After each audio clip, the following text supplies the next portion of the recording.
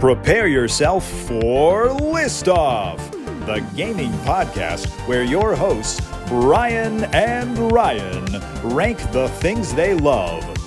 3, 2, 1, List Off! This week, I'm Brian, and I'm about kicking ass, I'm about taking names, and we're about making podcasts. Because I'm here with Ryan, and we are going to do a podcast on our top E3 moments. How's it going, Ryan? Pretty good, but I'm like 99% sure I just said not to swear, Brian. Oh, jeez.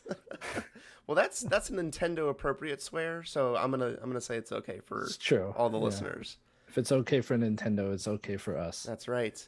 But Ryan, you're not the only one joining me, and our Twitch viewers will already see that we are also joined by Kolby and Tyler from Switch It Up Podcast. How's it going, guys? Going good. Thanks for having us. Yeah. Big honor. Very well. Very excited to have you guys here, and very excited for this episode because E3, it's a big one. It's a fun time, and it seems like we might not ever get another one. So here's a big hurrah during our June 2022 discussions here. So should be fun. I feel like the tide has shifted though, right? Because now they're talking about E3 2023, like it's going to come back. So I don't know how much stock you put in that. I can't really see a place for it, but they say they just needed a year off. I guess. Sounds like Switch It Up Pod. Speaking of Switch It Up Pod, why don't you tell us a little bit about your show? All right. Well, Tyler's doing the Zoom motion to point to me, so I guess I'm the one going to talk about the show. But yeah, Switch It Up. Basically just your all things Nintendo podcast ran by amateur college soon-to-be seniors. Basically just our passion project. At the time of recording, hasn't had an episode in a couple weeks, but breaking news, we'll be back next week. There will be an episode 2 weeks from now, I guess. Was a week from now, 2 weeks from now, whenever the math adds up. But season 4 will be in full effect. We're excited to get back to it. But yeah, just a basically all things Nintendo podcast, maybe a couple wrinkles coming with the new season, but yeah, just something that Tyler and I both love doing, and that's really the whole reason we do it. That's awesome. You heard it here first. Feel like we got our own E3 drop, season 4 coming very soon. Take that, Jeff Keighley.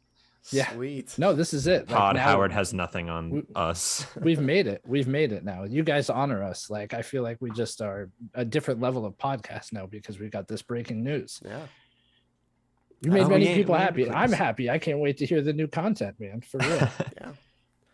Well, we hope that it will be enjoyable. We're going to try some new things. So yeah, you're going to switch it up. I threw it up. I'm glad I had someone to dunk Sweet. it. Wait, great Chemistry's job. off the charts already. We're really good. Yeah.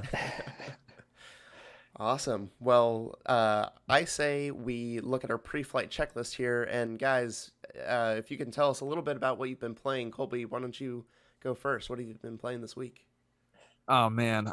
Well, Brian, it's been a lot of the same over here. It's been, well, first of all, I was on vacation, so I didn't game for like 9-10 days. I took like a holy break from it. I've been cleansed, but now I came back and I went straight back into the muddy waters of Final Fantasy VII Remake.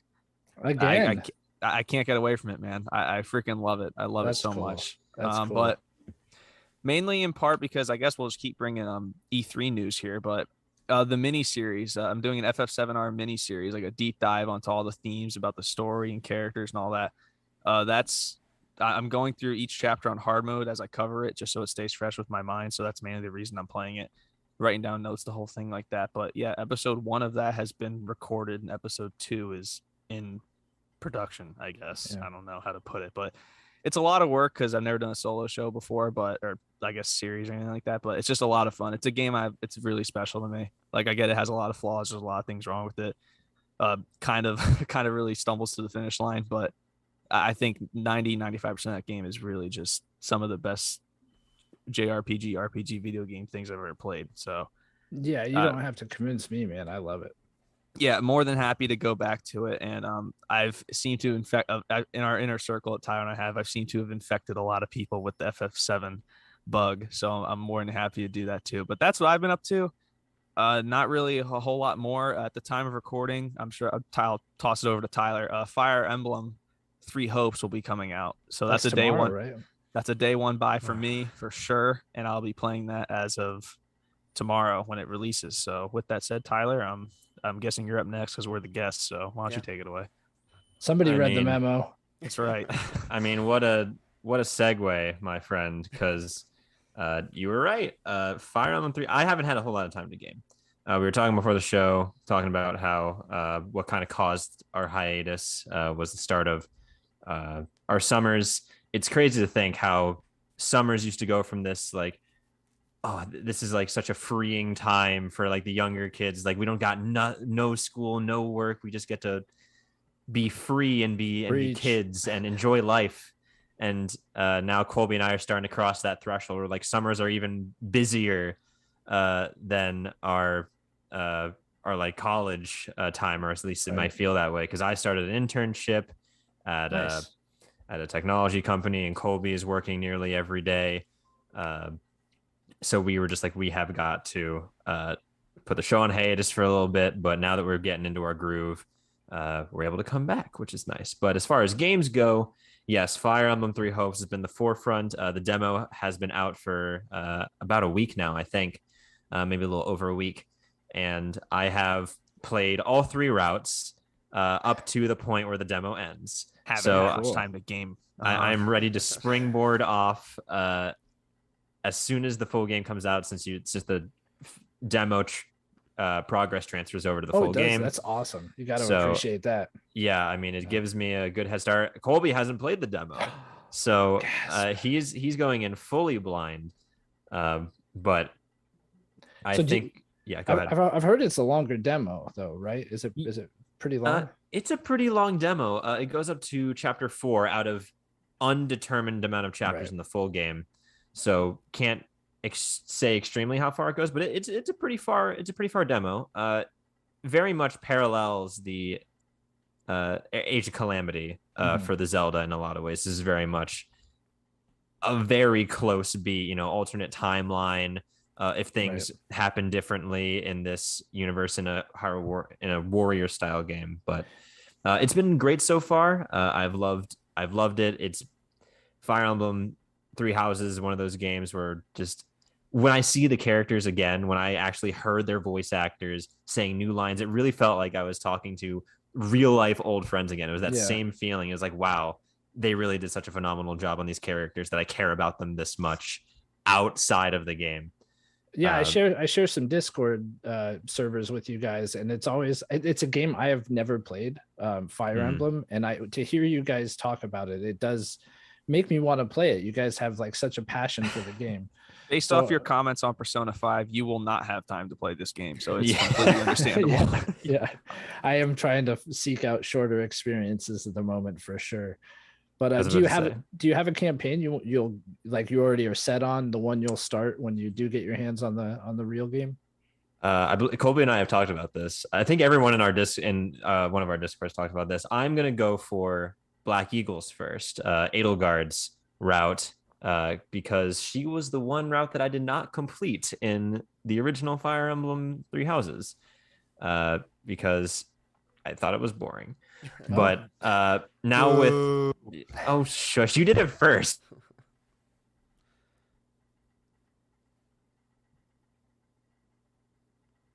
Colby, you said you were going for Dimitri, right? You're going for Blue Lions, or are you going Claude, your boy Claude, all the way? I'm actually going Black Eagles as well. Oh, you are? Yeah. I've turned because sadly, not to make it too dry, but Ferdinand's voice actor recently passed away of cancer. So yes, that is true. Rest in peace, Billy Kametz. I'll do that route first, sort of as an honorary starting point for the game. And I like Edelgard, and I like that cast of characters. I have my problems within 3 Houses, but I'm more than willing to go do that route first. Young guy too. I was about to say, I think early 30s was him, but. Yeah. The voice acting community, a lot of people that I follow on Twitter really came out for him, and I mean, he'll have some amazing work immortalized in this game, so we can look to that for a positive in this situation. Yeah, definitely. But yeah, that's a bit of a somber note, but that's Fire Emblem. coming out tomorrow. The anticipation is palpable. I can't wait. And real quick before we go, because it's coming out so soon after Hopes, is the DLC to Monster Hunter Rise Sunbreak. Oh, brother. That is coming out as well. I've been playing the demo for that a lot as well, getting my ass kicked by the new monsters. But Monster Hunter is quickly rising as one of my favorite games of all time. Wow. And Rise has, like, I've clocked over 200 hours in Rise already, and Sunbreak is going to skyrocket that number even more. Ever since World came out, the immediate previous game, I have just fallen in love. So wow.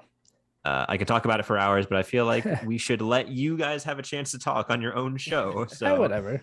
Yeah, No baby. We like hearing from you. Yeah. The thing is, all of these games that you've just mentioned are ones that Ryan and I either have never played or just like don't talk about too much. So it's good to hear some more. It's true. I had the same thought. I'm like, this is the content people don't get to hear when they tune into us. So this is golden, man. I love it. I love it. Well, so I like how you said Monster Hunter is rising to be your best game of all time. What can I say? I am just a lyrical genius. Podfather, baby. He's a podfather. You both are. When you do it for 3 years, it just sometimes it comes naturally.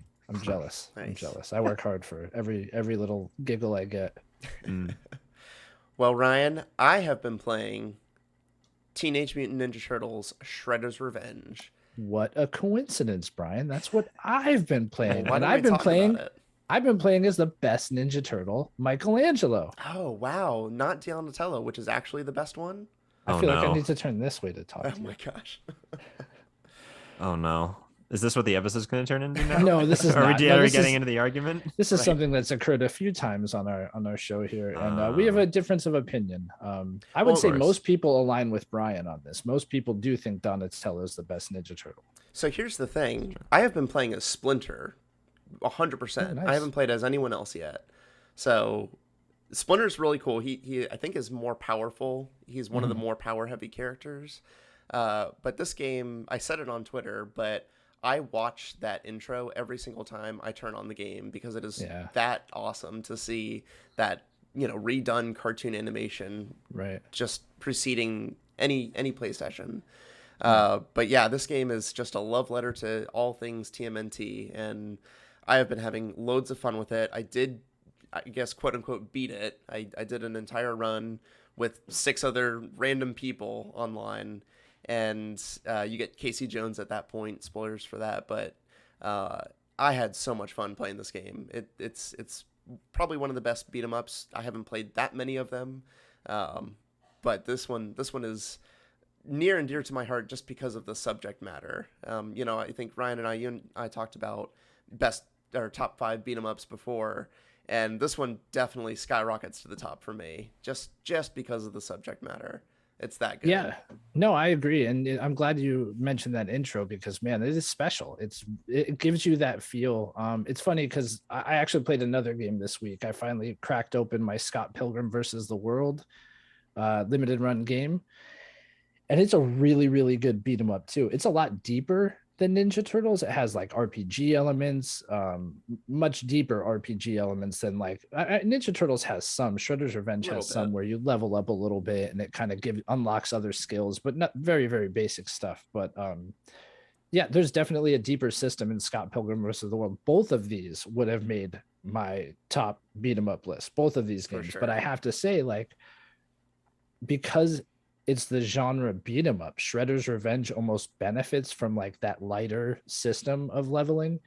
It's just fun to play and like run through and start over again as somebody else. I have played as Michelangelo and I actually played as April, and I love both those characters.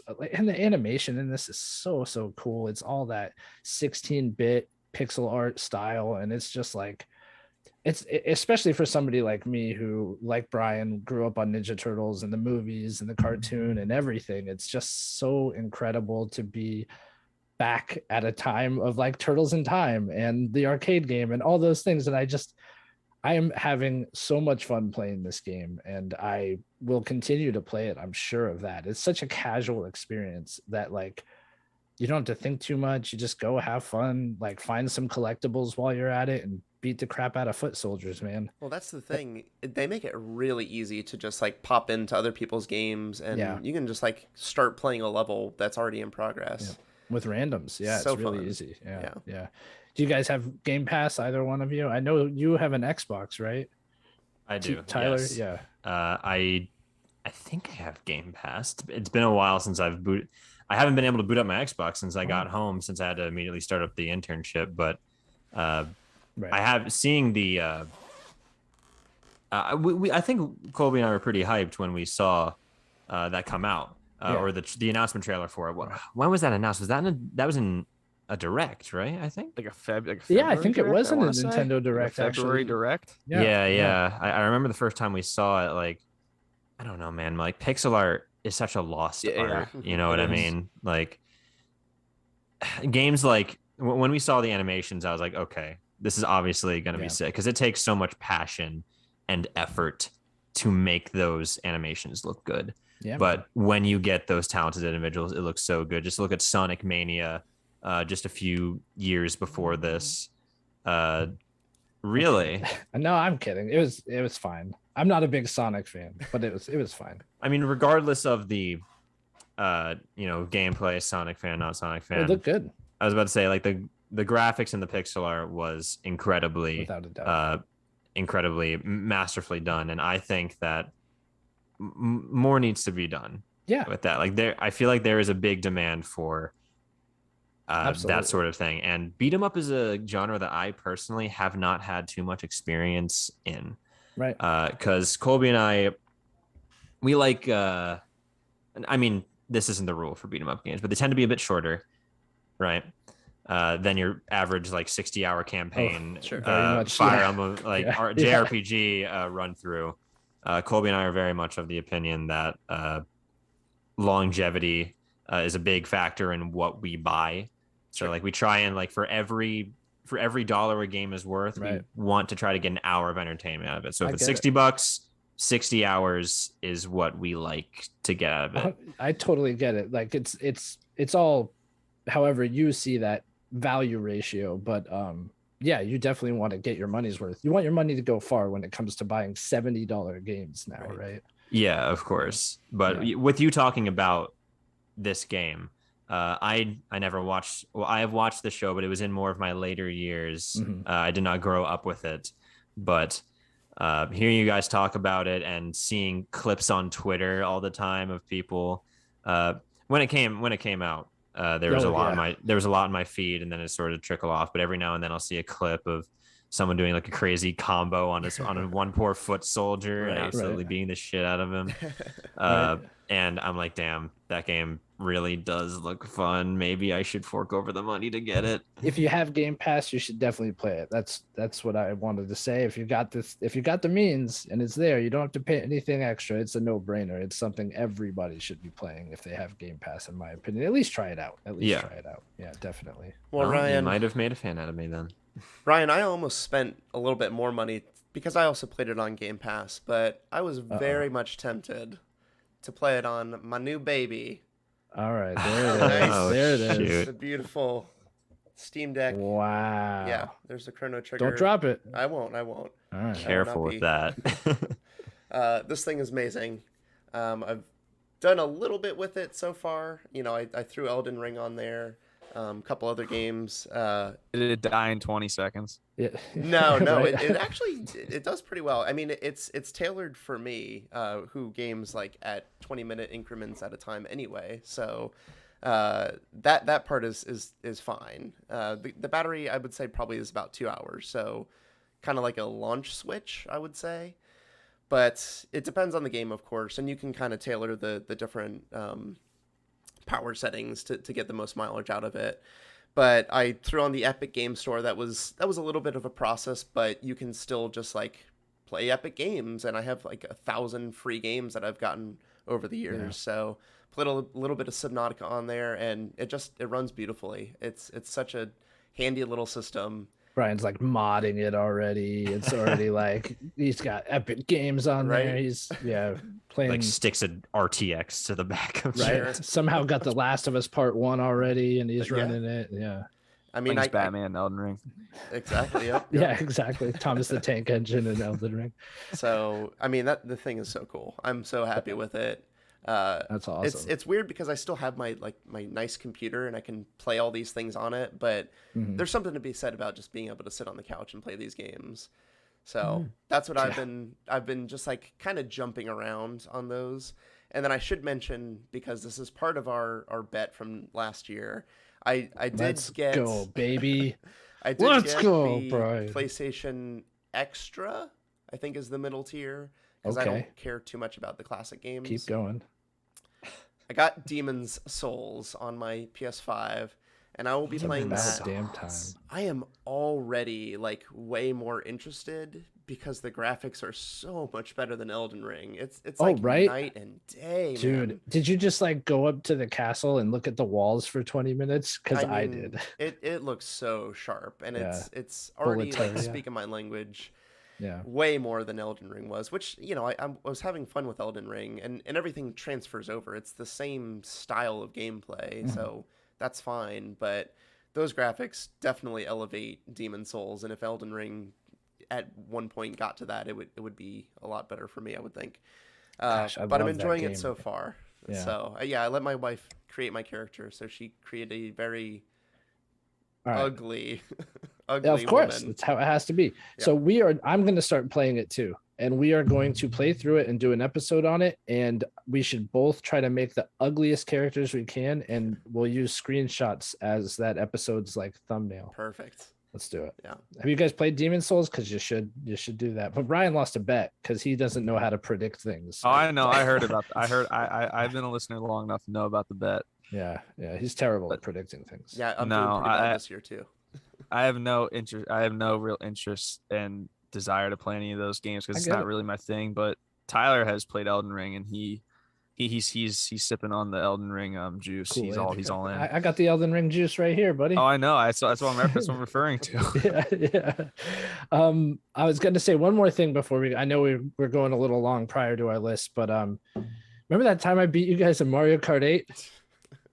I don't know what you're talking about. Let's get into the list. Okay.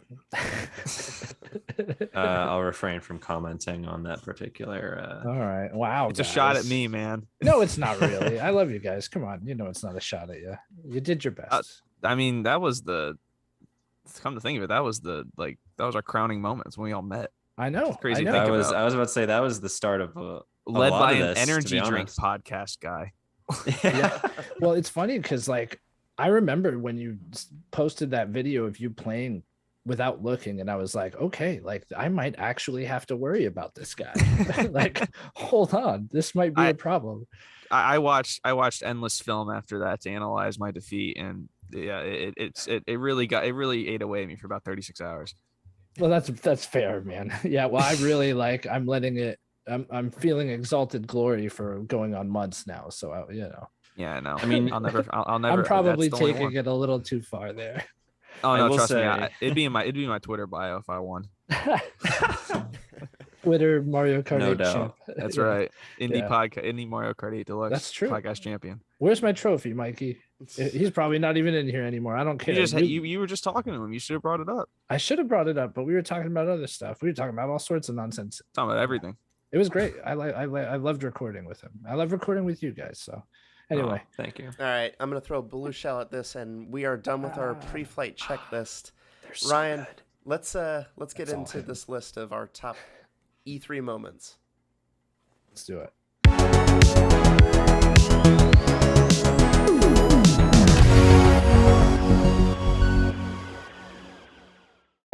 We are coming directly to you with these lists now.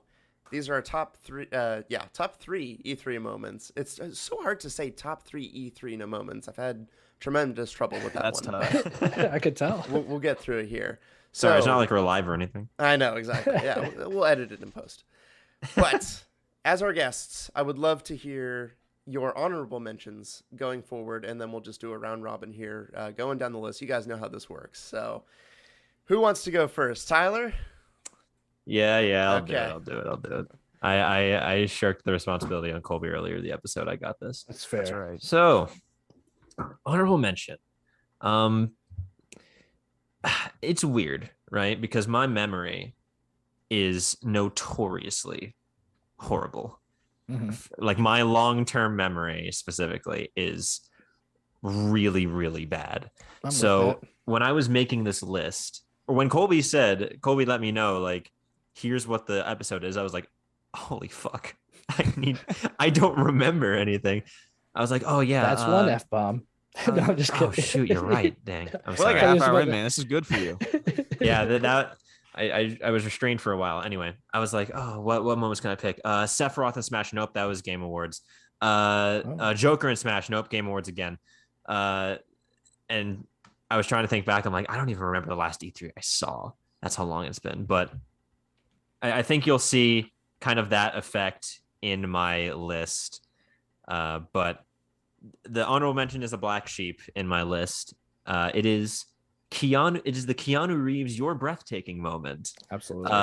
Of the 2019 E3 for Cyberpunk 2077. Back when we were all sweet summer lambs and we had no idea the horrors that awaited that game when it released. And celebrities on anything are usually very risky to put out on a live stage, especially in a gaming event, because most of them don't know anything about gaming or whatever, and it just ends up being cringy or whatever. But we just saw The Rock not too long ago talking about enjoy your gaming. Well, we saw him a very, very long time ago too. That's right, we did with the Xbox reveal. But for this moment, it's not like I never even played Cyberpunk 2077. I had no idea it existed until way later in like the hype cycle when it was actually about to come out. It's more that I included this moment because of the sort of cultural impact it had on the internet and like meme space, because that moment like evolved into so many different like branching meme evolution paths. Like you see like some of the images from that moment in memes today. And you have, the quote of like "you're breathtaking." It was such a pure moment. Like it was such a wholesome moment in that event as well. Like the context of the memes is also good. It's just such a cool moment that, a lot of people really got behind, of course, not knowing the shit show that Cyberpunk would eventually turn into. Right. But that moment still, like, even that was not sullied by the eventual game coming out. It was, just Keanu coming out and having a good time and, giving us that huge cultural, just sort of meme and impact for the sort of the gaming community as a whole. And it was fun to watch that be used in different creative ways up until like the present day. So that's that's why I had an honorable mention, just for the cultural significance of the "you're breathtaking" moment. Yeah, and I think I heard that Phil Spencer kind of warned Keanu what the reaction was going to be. Like, these people are going to go nuts for you coming out on stage, so be ready for that. And he still wasn't quite ready. You can kind of see like he's a little shell shocked, but it was definitely an exciting moment for sure. Yeah, I like you bring up a good point, because like with a celebrity, you never know what you're gonna get, and sometimes it's cringe, but also sometimes it comes across as like disinterest. They're just like, I'm just here to get the paycheck, man, And it was anything but that. It was totally genuine. And then like recently, we just had that Unreal Engine 5 reveal with Keanu Reeves, and that was just bonkers. Like, what was he doing during that? He let E3 get to his head, dude, and he thought he was like a god among gamers. It was odd. For some he is still, but it was certainly surreal. I mean, far be it from me to talk crap about John Wick. We all know how that would end up. Yeah. He's probably knocking on your door right now. Oh God. Anyway, that's my honorable mention. Colby. Very cool. That's a great one. I guess I'm up then. I want to preface this by saying I was very late into the gaming scene. Of all the people here recording, I'm probably the most novice and rookie, because I've only ever watched 2 E3s in my life. Wow. I'm 21 years old. didn't get into it until it was, I guess, too late, because now it's a relic of a bygone era. But for sure. My honorable mention is from an E3 I did not watch live, but God damn it, I will never pass up an opportunity to talk about this game. It's the reveal of Final Fantasy VII Remake. That's the honorable mention. Nice. Your honorable mention? Oh my God, I have no idea what you're doing. Okay, it's for the purpose of I did not watch it live, and I didn't even know who Cloud was at the time this was revealed. Like, let's be honest here. Okay. 2015. I'm not even sure if I was playing video games in 2015, but right. I'm comfortable saying that at the time, 2015, this was probably like the biggest reveal in the history of the show, at least up there, because, I mean, this game had been talked about being brought to a modern console forever, like literally since 2005 when that tech demo got shown for the PlayStation 3. But this had been like, fans have been asking for this for years, and the devs and like people were just like, go away, and they would keep closing the door on them. But they dropped it. They drop it at E3 2015, and basically the internet breaks. At the time, for what the internet was at that time, it basically broke in the gaming landscape. Like, this is finally happening. Like, I can't believe it. One of the most beloved JRPGs of all time being remodernized and brought back. And, it impacted my gaming life and career at a much later date to, a degree I didn't see coming. So it had to be on the honorable mention. But like, I watched like reaction videos, like, we had like grown men like crying with their kids, and one guy called his mother like on stream and was like telling her about this, and the mom had no idea what was going on. So clearly a huge deal. But like, they announced the remake, and she's like, "That's great, dear." Like, I didn't even know you played this on the PS1 when you were 12 years old. But yeah, I mean, and now that we have the 25th anniversary announcement just giving us so much more FF7 stuff, like, this is the start of it. Like, the fact that they brought it back in 2015 and it wouldn't come out until 5 years later, but still, I think a landmark moment for E3 for sure. No, I agree. And like, I think even if you're unfamiliar with the property prior to this announcement, Final Fantasy VII just looks cool. All the characters are like really well designed. You see the big sword on Cloud, and you're just like, dude, I want to play this, right? Like, I want to know more about that guy. And like, you see Tifa, and you're like, I definitely want to know more about that girl. Oh no. I'm not even hamming it up for you. You know how I feel, Colby. Oh, no, trust me, Tyler knows. Best girl. 100%. Yeah, absolutely. So, Brian, it's my turn. You went first during your pre-flight checklist, but I'm not letting that slide again. So I took a different approach on my list, right? E3 is something I've seen the beginning and end of. So I'm a little bit older than you guys. Way back in Nintendo Power. But yeah, I think when we talk about the best moments from E3, sometimes it could be moments that just make you laugh as a gamer. It doesn't have to be something that's a positive thing, right? So I took a bit of a different approach, and my honorable mention is E3 2006, when Sony chairman Kaz Hirai took the stage and he drops a bomb on us. These dudes were riding high off of the success of the PlayStation 2, and they let it get to their damn heads. And he comes out, he's like, check out the PlayStation 3. It's beautiful. Look at what it could do. It's $599. And everybody, it was like, you could hear the record scratch, dude. Everybody was like, wait, what? How much? Huh? And the reason I made this list is for personal memories, because I remember being like, what in the hell? Like, these guys are out of their damn minds. And like, I had a PlayStation 2. I love my PlayStation 2.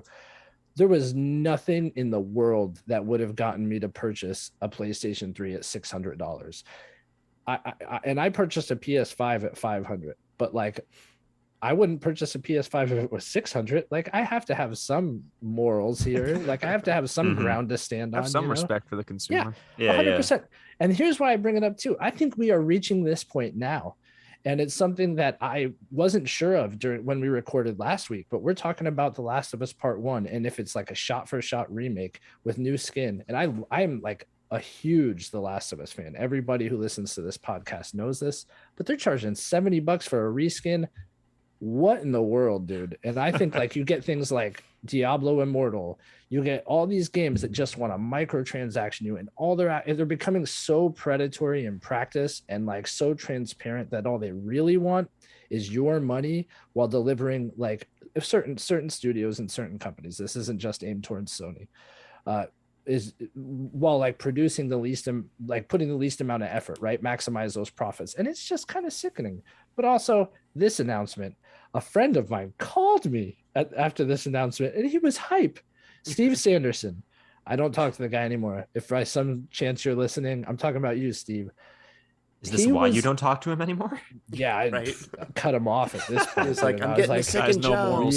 You are not my friend. Like anymore. you've lost your way, Steve. Yeah, like what's wrong with you, Steve? He was like, it was like when people join a cult and you can't get through to them. It was like that kind of fervor for PlayStation. And he was like, I'm getting it day one. And he did. He spent $600 to get it day one. And he like couldn't be talked out of it. Like no matter what, I was like, wait a year, dude. It's gonna be cheaper. You already have a PS2, you have all these games, and like he would not let himself be talked down. And he bought it day one and he hated it. He hated it. Like a year later, he regretted it. Wow. And I feel bad for him, but like, hey man, that's what you get. You know, don't drink that Kool-Aid. I get hype. I enjoy being positive and hype about games, but like we do have to draw the line somewhere. $5.99, guys. That's where I draw the line. Oh wow, that's amazing. Yeah. Thanks. Yeah, that was a wild one. I remember watching that one and being like, all right, well, I guess I'm not getting a PS3. That is just right.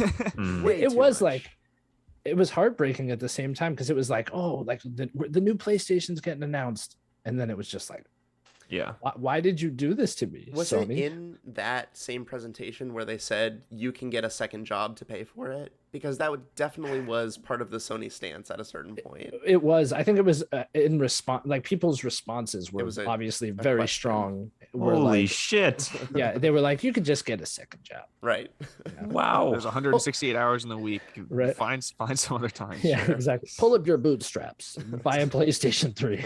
You blue collar. Right. Whoa. Okay.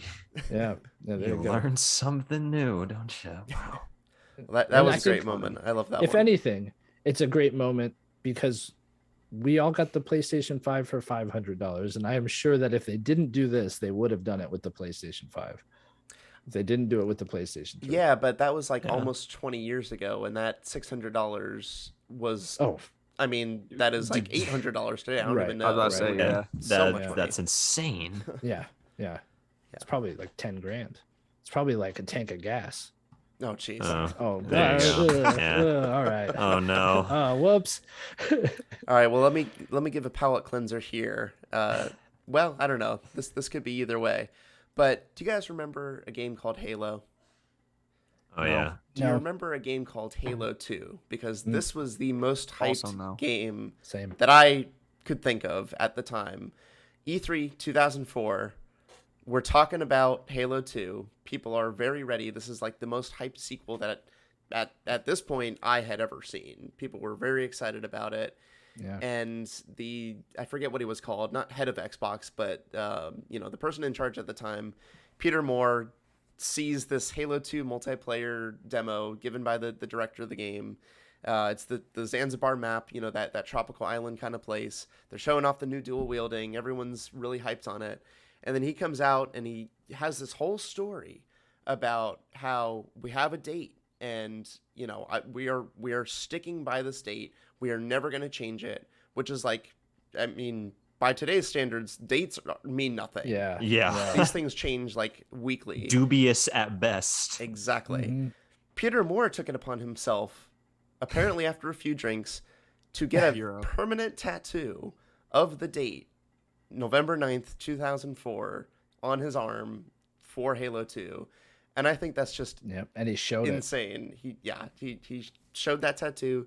They hit that date, and I couldn't be happier with it. You know that he was putting so much pressure on that team. Oh, yeah. Like, after he got that tattoo, he's like, we're making this date. I don't care about crunch. Right. Get to work. What? Basically, Phil Spencer should have done that. Jeez. And then I guess actually that would have been horrible because they delayed Halo Infinite so many times. It was like the Halo 2 logo. And it was the Halo 2 logo, and then November 9th, like kind of a chevron above it. That's wild to do that. And I think he got another tattoo, like for something else later on. But this was the one that really stuck with me. Could you imagine people doing that for like any AAA game now? Jeez, no way. They'd be wrong.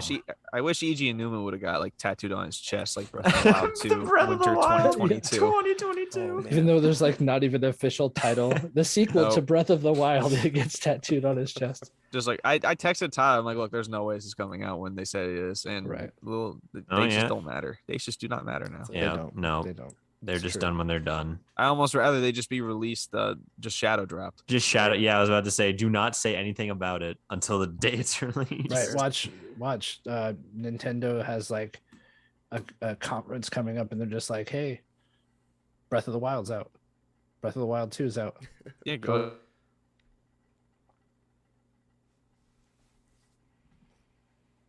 They'd win all my respect back with it. Yeah, of course. They'd have to earn my respect back. Halo 2 is your honorable mention, though? Yeah. Like, what in the world? Dude, the guy got a tattoo on his arm for the that's incredible. That's the thing for me. Like, the game, whatever. It's permanent. But forever. Yeah, I can't believe that's only your, because I know how big that moment was. It had no personal impact to me, so it's not on my list. Sure. But I figured it would show up here, but I thought it'd be way higher than honorable mention. Sure. I can't imagine what's gonna be number one for him. Like Miyamoto riding a firework into into E3 like 2007, something like that. Right. All right, we're on to number 3. Take it away. Sorry, Brian, you're the host. What am I doing? Oh, you're good. Okay, so onto the list proper, everybody. That's right. This is the last of my list that I was. Well, no, I guess I did see. I did see Keanu Reeves, so I did see that live. But so yeah, I guess this is the only one that I didn't see live. So I did have to do some research for this episode because I was like, I only have 3 that I can really think of that I've seen live that I can put on this list. So I decided to go back to like, okay, what are some historical moments in E3 that I might be able to talk about and give a little bit of 2 cents on? And, being a Nintendo podcast, I was immediately drawn to 2004's Twilight Princess reveal trailer. Back when the game didn't even have a name, it was just Legend of Zelda GameCube. And it was showed a few clips of some gameplay that looks that honestly barely resembles the final product. The graphics were pretty close. Like the art style was set. This came out in 2006, right? I believe so. Yeah. Yes. That's like Elden Ring being nominated.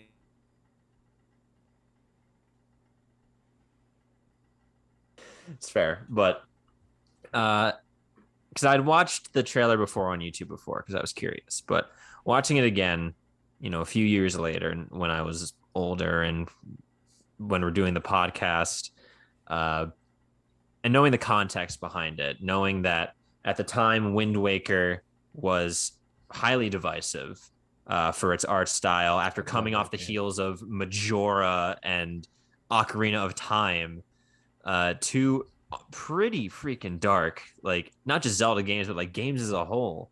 Like the entirety of Majora is just full existential dread the entire time.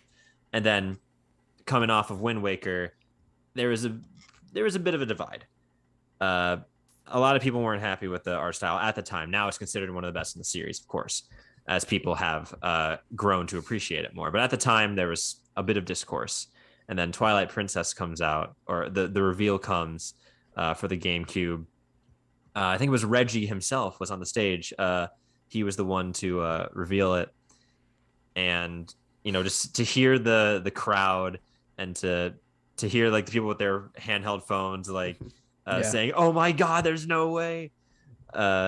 And then that final shot of the trailer with Link doing his sort of flourish of the Master Sword as he sheaths it, and then cross-fading into Shigeru Miyamoto on stage doing the same thing with a real Master Sword and Hylian shield. That's cool. That's the coolest thing Nintendo's probably ever done on a live stage before. Like that will never happen again. Not a chance. The closest we're getting is the Splatoon guy who dresses up as a inkling. Cool, that's true. Yeah, that's close to the feeling. But this is Miyamoto coming out with the Master Sword, and he was speaking, and like he spoke English, which was really jarring for me to hear rewatching again. It's like, whoa, like I haven't heard that before. So I don't know. It just he said some quick words, and then went back to posing with the Master Sword.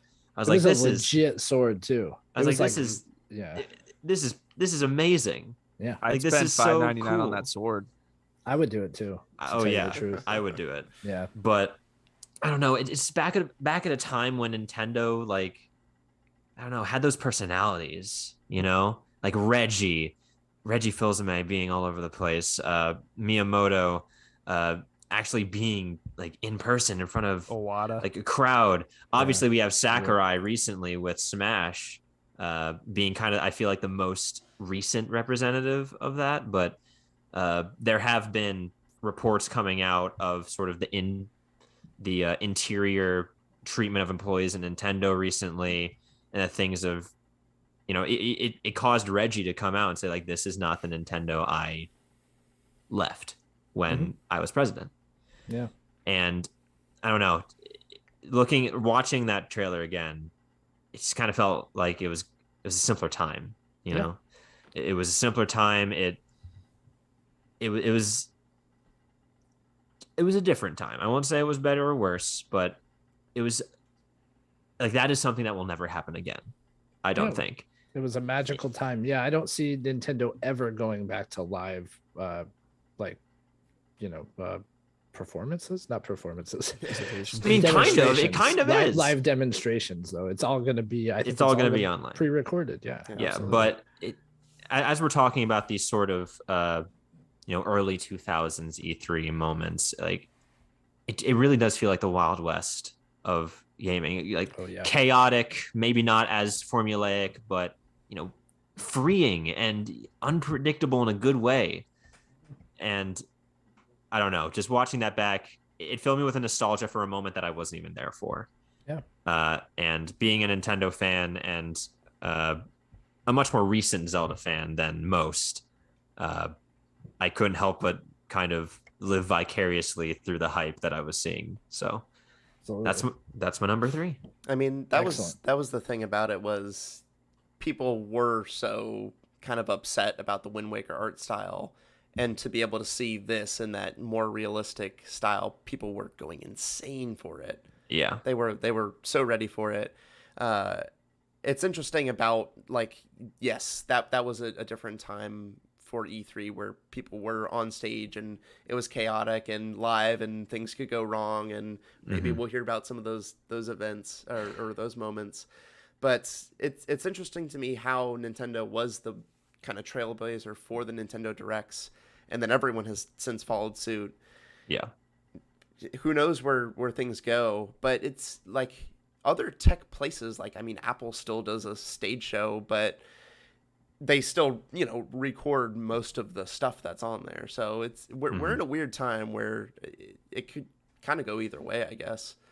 But yeah, I think you're right. I don't think we're ever going to return to that style stage show ever again. That's gone. Yeah. It's a shame. That's the way it goes. Yeah. But we still have the moments to look back on. So for sure. It was a golden age. It was. All right, Colby, what you got for us? I'll be quick because both of my number 3s were taken. I was pondering which one to pick from last night, and both of them were said in a manner of the last 20 minutes. So my number 3 I have right in front of me is the PlayStation 3 being $600, because I watched video, and I laughed out loud for like 10 minutes, just like a maniac in my bedroom last night. I thought it was the funniest thing ever that in 2006, a video game company was charging people $600 for a console coming off the heels of the highest selling console ever. I know. Right. Like, that doesn't make any sense. So, like, how can we blow this? Exactly. And honestly, like, when you think about it, that was the landmark for, like, 360 dominated that generation. Like Xbox definitely won it back with Yeah. So I think Sony's, if I'm correct, Sony's like a generation ahead of Microsoft. They're earlier. Like they've been around yeah. longer. Yeah. So because it was like the first Xbox versus the PlayStation 2, and then it was the 360 versus the 3. So the 3. PlayStation 3 actually did sell more by the end. Obviously, I think $5.99 the 360 was more well received though, right? Totally. And it wasn't until like 4 or 5 years into that console generation that the place and like the price had dropped significantly on the PlayStation 3. Yeah. For those first few years, Xbox 360 was crushing them. Yeah. Like Tyler and I both had 360s. We played it all the time back when we were in middle school, high school, and but yeah, I can't really speak much on it because it was 2006 and I wasn't there. But that's just so funny. Like that. How do you drop the ball when you have it up so high? But number 3 was also me. The Twilight Princess reveal, but I literally had written down, more importantly, just Shiragu Miyamoto just cosplaying Link. Like that was the moment, not the presentation, none of that. Of course, Miyamoto cosplaying Link. And because like Tyler was talking about it, like that's what's missing in video game now. Like everyone's so uptight. We live in a generation where at 12:01 a.m. I guarantee you, like people are gonna they go and review bomb video games just because they have nothing better to do and want to paint a bad light on a company they may not like or an IP they may not like. Like it happens all the time. Like there's just no enjoyment in video games anymore. And Eric was talking about it on Unlockables. Like there's all these like announcements and like this is coming with like, dude, you have 60 games in your backlog and like 50 of them are probably like really enjoyable. Like just go play those. Like there's no need to, you don't have to be doing the latest thing per se in video games. And I just like, social media is obviously to blame for a lot of things, but I think for this, like it's kind of like really divided like people into like, now we have like these like shipping communities. They like ship these fictional characters with each other, and it's just like it tears like their own fan bases apart. Like it really it's terrible. Like people actually get upset about this. Like I put on Twitter, I got blocked by an Aerith Stan account for agreeing with her point about something. Like I don't know why, but I don't know. Like the chip on your shoulder is showing, Colby. Yeah, no, it's all good. Look, discourse is good, but here's my take on it. Like it's also okay to be hype about games. Like I agree. Yeah, no, and I'm not disagreeing with you. I'm not saying this is what you were, but I find a lot of people think like, oh, you're excited about a game that's coming. Well, here's why that game sucks, and it's what kind of goes hand in hand with what you're saying about review bombing, and it's like play whatever you want, play however you want, but like don't crap on things you don't enjoy. Just don't play them. Yeah, I agree. Like I try to be of like a voice of like if you disagree with me, like that's fine. You just have to be reasonable and you have to be respectful. 100%. I can completely understand. Like if you disagree, fine. I'm not going to tell you what to like or not to like. But if I enjoy something, don't say that. Don't try to take that enjoyment away. Absolutely, unless it's Sonic the Hedgehog, because everybody knows he sucks. Well, thank God you didn't bring Brock on this. I'm totally joking. I really don't hate Sonic. It's just Hey, shout out Sonic Origins dropped today. But hey, yeah, there you go. I feel like that right before we go onto I don't have Ryan's lovely pick. Yeah, you guys to kind of round out what I think you guys are saying. I don't know that Shigeru Miyamoto moment, a Mia moment, if you will. I don't know. That's just such a manifestation of like the childlike glee and wonder and excitement of like old Nintendo. You should feel making and playing and maybe old video games. Like there was such a passion. He's out there with his, the iconic sword that people have come to, know so well through these games, and he's going out there swinging it and everyone's cheering him on, and he's talking about how amazing this game world that they're building is and how they can't wait for everyone to see it, and it's just fun. It feels like it's just a bygone era. Like it's so that child at heart, like it's not, I'm not saying child is like a derogatory term.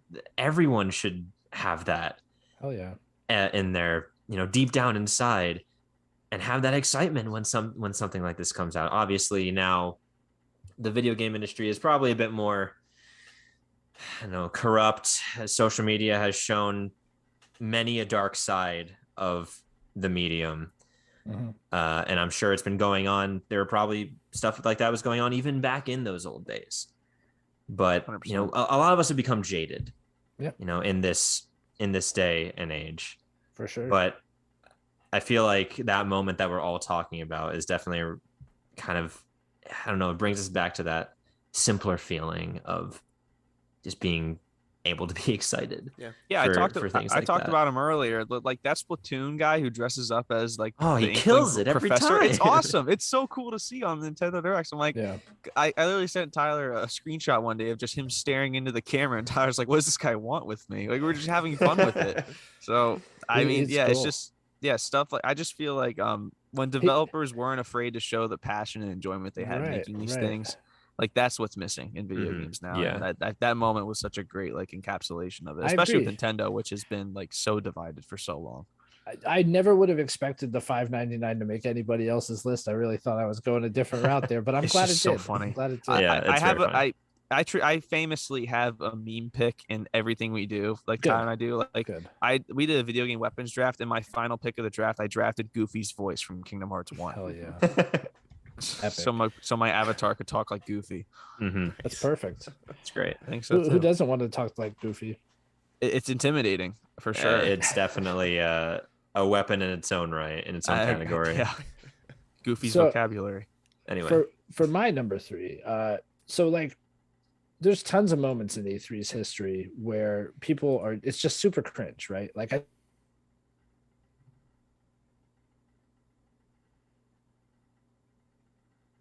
Wii music announcement, right? Which is not my pick. And every once in a while we need Jamie Kennedy to tell us we're all virgins, right? Like that's a thing that happened, if you don't remember that. But that's not one of those are my pick. My pick is from E3 2010, and it is when Konami was doing their presentation and a guy named Tak Fuji took the stage. And hold on, how do I share just sound? There we go. That's not a good sign. Oh yeah, no, this is it. You guys ready? This is just a taste of what occurred. Ready? Hi. That's how he came out. No applause. Ready? Hi. That's it. He points to the logo. This is it. This is audio. Yeah. He has to point to it again so people can clap. This happened. And wait till you see the guy. He's dressed like a rock star. It's incredible, right? And here's a little snip later in the clip here. Oh my God. You will find many other games. Whoa. You will find many more enemies surrounding you compared to the other hack and slash titles. Hold on. This is not originally hack and slash anymore. It's not hack and slash. This is an extreme hack and slash title. And then he goes, Not funny. Not funny, because nobody laughed. He's like, not funny. Later on, he's talking about how many people you can see on the screen at once. And he goes, 1 million troops. And nobody claps. And he says it again. He's like, 1 million troops. And nobody claps. And it is the video game equivalent of please clap. Because it is like so memeable. And like, I know this guy loved the game. And he's just like so passionate about his project. And he gets up in front of these dudes who just like don't care. They don't want to hear it. They're like, want to see something, right? And he's basically speaking at a podium in front of a logo. So they're like, well, you're not showing me anything. And nobody has any interest in the words coming out of his mouth. No applause when he like pauses for applause. It's like, so sad. I'm not, no, this sounds like I'm being mean now. I'm not being mean. I hope he looks back at it and laughs. It's hilarious. I'm sorry. I'm so sorry. I'm convinced this is my new number 1. Yeah, it's hilarious. And We're it's moving like, it up. It's like, yeah, okay, right. Is it bad that I'm picking on this poor guy? I hope the game did really well. I had actually never heard of it. 99 Nights. Have you ever heard of this? Never. I'm on it. I have not. Yeah, well, there you go. But like, I swear, it's just E3 is full of these moments, like Jamie Kennedy being drunk on stage, calling us all virgins, and like, yeah, you could be mad about that, right? Like, you could have emotion about it, or you could realize at the end of the day, it's just people up there talking about video games, and it's something that we could all afford to laugh at. Yeah, I think this is just one step in a long line of cringe E3 moments. So it's on my list. I mean, that's definitely because he's trying so hard and he's such like a cool dude. I would hang out with this guy. He looks cool. 100%. Yeah. Yeah. And so it's nothing against him personally, but like, oh man, I just want to go up. Yeah, like somebody help me out. I just want to go up and help him. Hug. I would hack and slash with that guy for sure. I would too. I would play his game. I would play his game. It's not the end all be all, but it's a 5.6 out of 10 on IGN. Considering they did not give this game an 8, that's saying something. Yeah. Yeah, it is. Then again, my favorite game of all time is like a 3 on IGN. So it's true. What's your favorite game of all time? Oh, I'm so glad you asked. Pokemon Mystery Dungeon Explorers of Sky. For Okay, the Brian, Nintendo your turn. DS. Yep. No, I'm just kidding. No, I'm joking. No, I was gonna stop. Go for it. You gotta hit him while he's down, or he'll keep going. Trust me. Anyway. All right. Well, that was a nice extreme pick from Ryan. He's so good. I would say. Good. How does he do it? I know. Literally just repeating what Ryan really said. Good. So good. So this was a big moment for me. I don't know how big it was for other people, but E3 2010, the Sony stage, and this is the important part. Gabe Newell walks out, and he says, "I'm Gabe Newell. I work at Valve." And immediately you're like, "Oh my God, this is Gabe Newell. He doesn't just work at Valve. He is Valve." Mm-hmm. But I went back and watched this because I knew this was like, I remember it being a big moment, and rewatching this moment. So he's talking about Portal 2. This is the game that he's presenting. Fabulous game. But he's presenting Portal 2, and the things that he's saying are like, this is what we're doing now in 2022. This is where games have gone. And he predicted these things over a decade ago. And it just shows like how in tune Valve and all of these companies kind of have to be to show where gaming is going. And the things in particular that were really striking to me, you know, Portal 2 being on the Sony stage, automatically you're like, okay, well, what's going on? Portal is a PC franchise. Valve is a PC developer.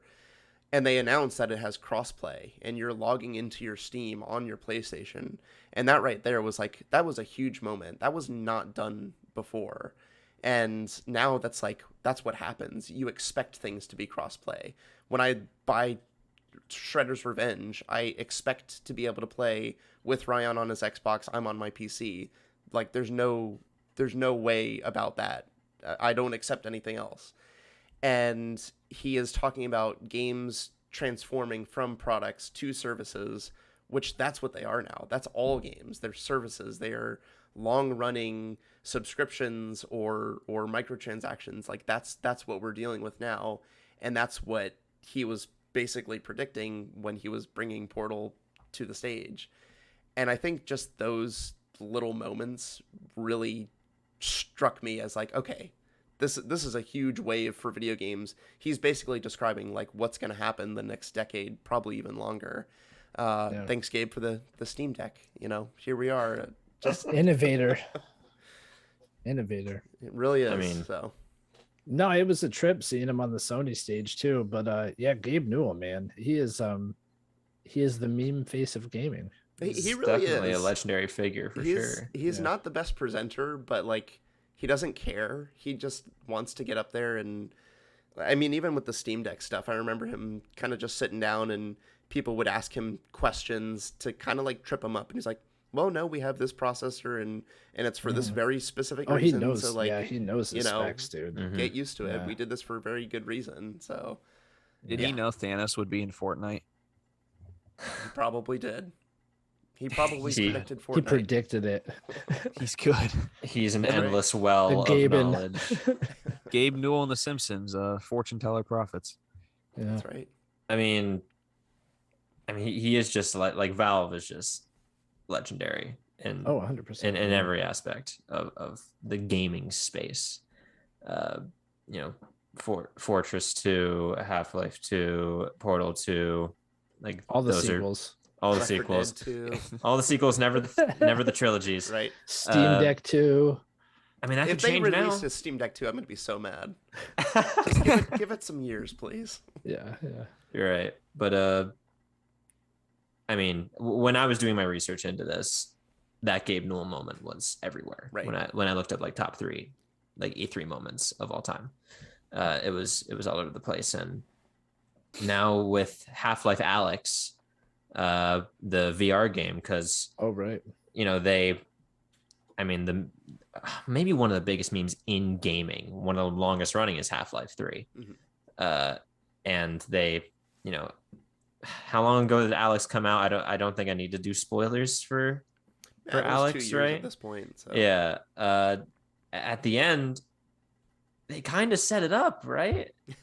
like they set up a Half-Life 3, and It's true. Like Half-Life Alyx was probably one of the bigger mainstream like VR games that were like super well made and polished. So it's still it's like, still years like after its echelons, release. upper echelons of VR gaming.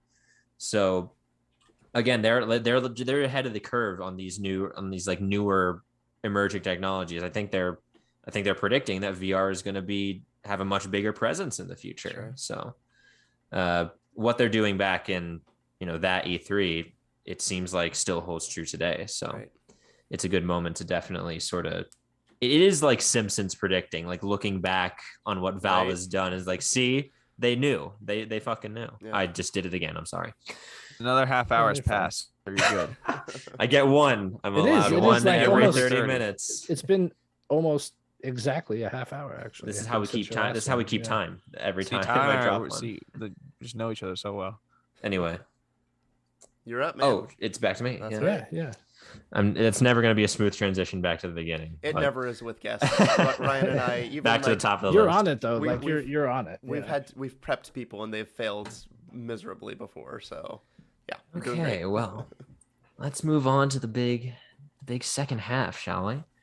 I'm definitely going to screw Colby up again because this is totally going to be on his list. But number 2, I feel like this is definitely your number 1. I'm definitely screwing you over here. But my number 2 is a tiny little teaser in 2019. Oh, I remember where I remember where both of us were during this announcement. Can you stop reading my script and just keep talking? Number 1 confirmed. Yeah, just by your reaction, Colby.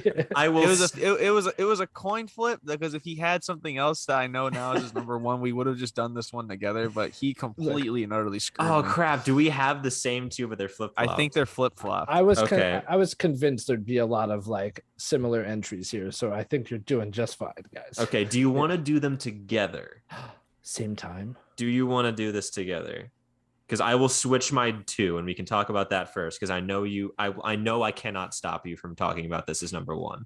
Yeah, no, you're not going to. Let's just make our changes number 2. Okay. Rewind. 2018. Oh wait, Brian, did edit. somebody say rewind? Let me do the E3 rewind here. Does anybody remember Mr. Caffeine? Yeah. Yeah. It's rewind time. That's not E3, but it's still pertinent. Anyway. 2018, moving back a little bit, a much longer reveal than just a teaser. Oh yeah. At the end of a direct, maybe a year earlier, we saw some sort of Splatoon. It was just kind of a Splatoon ending off the Nintendo Direct. Oh, I remember this. And then it transitioned into this beautiful CGI cutscene. And that was the first time Smash Ultimate was revealed in the eye of the Inkling as we saw that logo in flames. And epic. I thought of that moment too, but I was like, no, that's a direct moment. That's not an E3 moment either. But I knew I would get to talk about it here because I literally let out a yelp in my house when that happened. Like it was not a scream. It was an involuntary vocalization. Like a dog. Yeah, basically. Like high pitched and everything. I could have been mistaken for an animal, but I texted Colby immediately. I could not wipe a smile off of my face because it's Smash Bros. Who it kind of has that effect on people. We just talked about Sakurai earlier. Yeah. And then 2018 happened. I think Colby, you and I were at the same place. We were on vacation. We were in the state I reside in right now. Yeah, we were in the Outer Banks on vacation together. And we huddled together with my phone on this little beige couch in the finished basement of I've had something. I remember it clear as day. And we turned it on, and that was when we got the Everyone Is Here Smash trailer for Smash Bros. I still watch that sometimes to this day. It's so cool. It's a great trailer. That was the first look at Smash Ultimate, and at that point, people didn't know if this was going to be a port of Smash Wii U to the Switch with just updated characters. And even during the Everyone Is Here trailer, like I've seen reactions where people still didn't know if it was just a heavily upgraded port. But at least to me, when I was watching and the music was swelling and then we got Solid Snake coming back in, I knew this was new, and we got to see all the updated looks, some of the new moves. Obviously, we had Breath of the Wild Link, and just the build-up of it. Like, oh, they show us Link. It's a new move set for an old character. That's fine. And then they show us like freaking Snake, and that's the big drop. And then we see, or before Snake, we saw all the DLC characters coming back. We're like, oh, all the DLC characters are going to be in. That's amazing. Which Zelda did they use? They showed it in Zelda. Yep, they used A Link Between Worlds, Link Between Worlds. Zelda, which is my favorite Zelda game personally. So again, they just had that build up of like, holy crap. Snake is the big drop. And then even after Snake, you get, the returning, young Link and Wolf and everyone together. And in this just crescendo of obviously the main theme of the game. And it was just incredible. Like I remember being absolutely dumbfounded after that happened. And it was a whole presentation. We got so much info on the game, on how the movesets were announced, on how Echo Fighters worked on. And it was just this we got so much more than I thought we would ever get when I heard Smash was going to be in this E3. And I don't know, it was just such a special moment because Colby and I were there to witness it together. And now Smash Ultimate is one of my favorite games of all time. Both made our top 10s. And just because maybe it is kind of like we were talking about with Sakurai's personality, like this is a modern game that wears its passion on its sleeve. You know what I mean? Like Sakurai is there on every presentation talking about, this game and, what they did to go through it, talking about a little bit of the development process. We get to see a little bit behind the curtain. And, all of that started with that trailer and the scope that it set. And I mean, it's just, in hindsight, it doesn't do any crazy live action stuff. It is just a trailer, but just what it sparked was just so much more than that. So did this make both of our top trailer lists, Brian? I think it did, right? I don't know. When we did top trailers a while back, I think it made mine because it is just that good. If I had done something related to Smash, it would have been in the Banjo-Kazooie reveal. That was the one for me. Well, it made my list. This trailer made my list. It's true. Sure. Yeah, that's true. But that is my 2, and well, it was my 1. Right. But Colby, it's your turn. It's your turn to talk about friendship. It's true. Yeah. I mean, there's not really much more to add. I didn't play Smash 4. Keith, if you're in chat, the Wii U sucks, so I didn't get a Wii U. I had a Wii U. Yeah, when Tyler was talking about a heavily upgraded port, Keith, I could hear Keith's keyboard clicking. Yeah, it is just a port of Smash 4. But no, Ultimate is the biggest video game crossover. Fortnite doesn't count. I have permanently erased it from my mind. So this is like one of the games that goes on. Like it's one of the most important games in history. Like fighting games, just video games in history. It broke down all the barriers.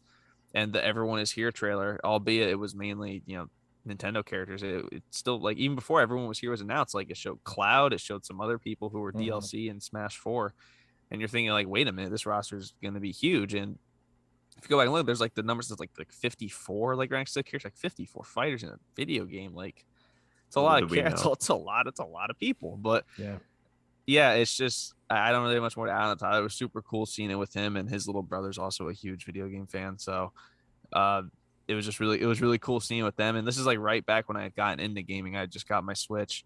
So, this was like the first big, like my first real Smash game since Brawl, which I love Brawl. Right. I'm a Brawl defender to the death, but yeah. Subspace Emissary, man. Oh my God. Yeah, it's sure. Even to this day, even with Ultimate, it's the coolest thing in any Smash Brothers 100%. Oh yeah. So not even close. I wish they would have just do like a remaster of it in some way. Like I would totally get that, but yeah, everyone is here. It also alive in meme culture. Like it just, it really did. It was a really big announcement for sure. Yeah. I think was World of Light revealed in that trailer. I don't think so. No, that was different, right?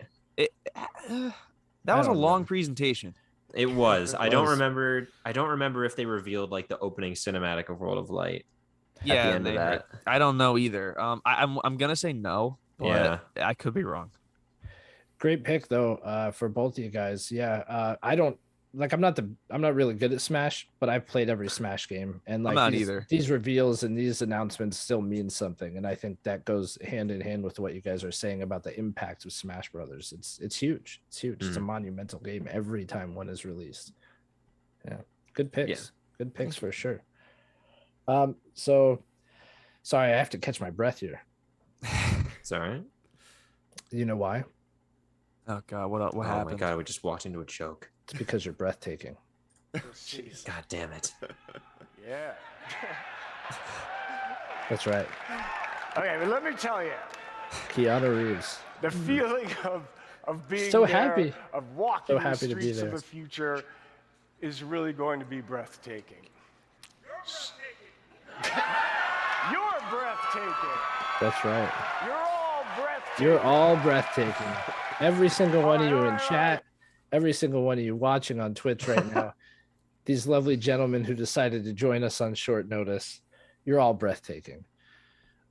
This was so cool to see. I'm not even a Keanu Reeves fan. Definitely wasn't interested in Cyberpunk, but like the pure joy on Keanu Reeves' face, and then to hear that pure joy from the audience members, it's magical. And it's like we had years of E3 growing colder, right? Like growing more and more corporate, more and more like, hey, here's the game, fine, here's a little trailer, come play it, blah, blah, blah. And this was like a throwback to those days of Shigeru Miyamoto.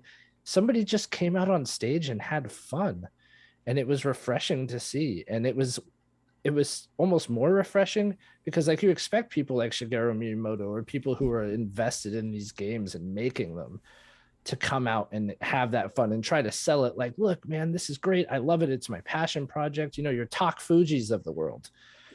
1 million troops. Oh, sorry. But you don't expect an actor to come out and do it. You expect him to like say his lines or go earn his paycheck.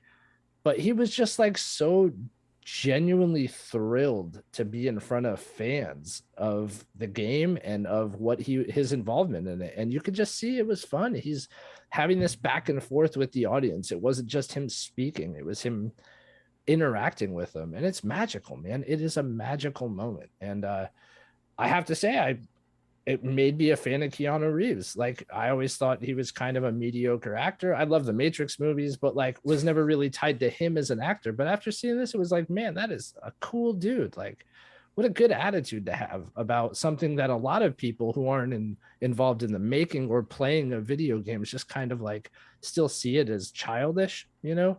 Yeah. And he's definitely old enough that he could have had that attitude about it and just gone about his business and earned his paycheck. But man, he did not. He like put care into it, and it meant something. You know, it was cool. Great moment. You know, in his defense, Cyberpunk 2077 did take your breath away when you first played it. It's true. I think suffocation is a bit of a more accurate term. Yeah, it's no matter how you feel about the game, I think that's the coolest thing. We all know how Cyberpunk 2077 turned out, and apparently it's on like its way back now to being a decent game. But like, who cares, right? Yeah. Yeah, it's like we all know how much of a failure that game was, but nobody holds it against Keanu because he gave us this, you know? Yeah. He's the peak of it. Yeah, he's the best part. Exactly. It's true. Yeah. Very smart of this presentation was the best part of Cyberpunk. 100%. Right? Oh yeah. Yeah. I think it was smart of Xbox to get him just because he was so hot during that time. Right. I mean, I feel like it was John Wick was really hitting its stride. I feel like he had a couple Brian's of other thirsty. products. He's like, Keanu Reeves is so hot. That's right. Yeah. Hell yeah, man. I I'm would with let him you. shoot me. I'm with you. Yeah. But yeah, it was a great moment, and I think this is one that I saw live because it was cool to see that audience interaction for sure. Yeah, I think Keanu Reeves could shoot us together. That's right. He'd get a collateral on all Same four of time. us. All right. Well, we're not at the debrief yet, but we are going to go into my number 2, and this is the Bizarro version of one of Ryan's picks because it's the PS4 price reveal at E3 2013. Oh, that's good. I like it. This was on the heels of Xbox revealing their price for the Xbox One plus Kinect, and that wasn't that $599? It was definitely $499. $499. That's what it was. $499. You have to buy the Xbox. You have to get the Kinect with it, and then Sony comes out, reveals we see value in our systems. We're reflecting that in the price. It will be $399. I pre-ordered it that second and didn't even ask any questions. I didn't have to think about a second job. I didn't have to think about where the money was coming from. Yeah. That was it. But yeah, this was a huge moment. That whole presentation had a bunch of other cool things to it because Xbox was saying like, okay, well, we have your always online and you have to check in. Your console is online. You have to do this, that, and the other. The whole trade mechanic too. Right. Yeah. Which honestly sounded pretty cool. But anyway, the world wasn't ready in 2013. Right. Obviously, we're all connected 24/7 now, so it wouldn't even matter. But yeah, they had that really cute, like, here's how you share games on PlayStation. And it's just it's good stuff. literally sharing a CD with someone.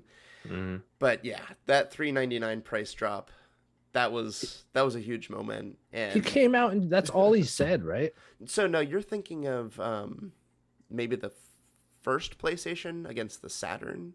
Maybe I think the Saturn was the one with like another outrageous number, Time and they is just a came flat out and said circle. like $299. So Yeah. but yeah, this could have been that moment, but obviously they had a whole presentation that they had to get through for this. So Yeah. Good stuff. Yeah. Good stuff. PlayStation 4. What a console, man. great system. Yeah. For sure. It was a steal at $399. I mean, this was, we still had our Blu-rays, and just putting it up against things like the Xbox One, it was no contest. They sealed the deal with that. What's been the better pre-order, the Steam Deck or the PS4? I mean, at this point, probably the PS4. I was ready for the PS4. I'll ask you again in a month. Yeah, good call. Yeah. I mean, I'm an Xbox guy, but I can say that the PS4 was definitely better than the Xbox One. Yeah. I think you won't find many fans of Xbox Ones. Yeah. It's Microsoft's Wii U, I would say.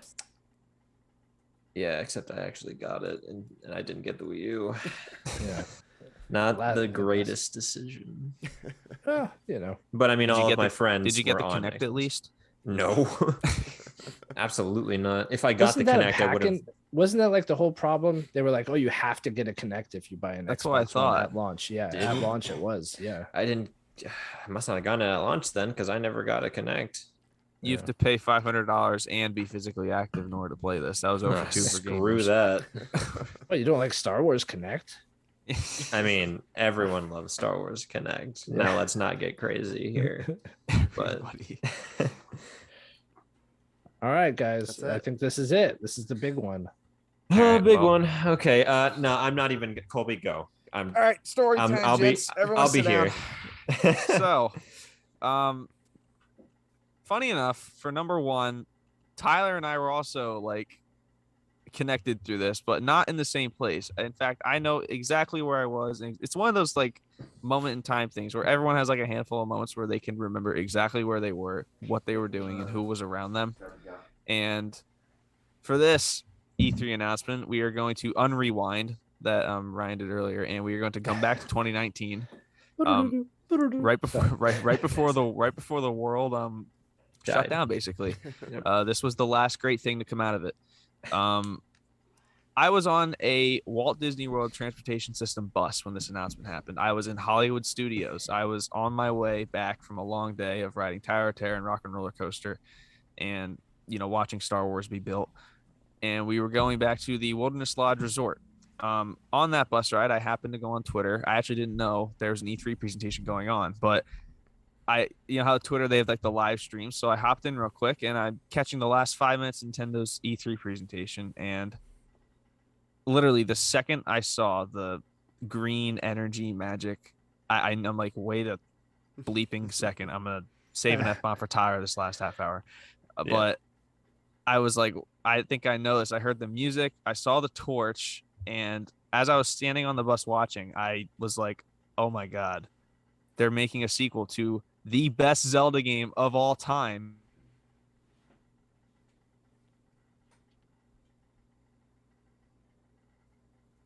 Oh my God, it's bleeping happening. Yeah, I said that on purpose. Listen, on my top 10 list, this game's already number 4 all time.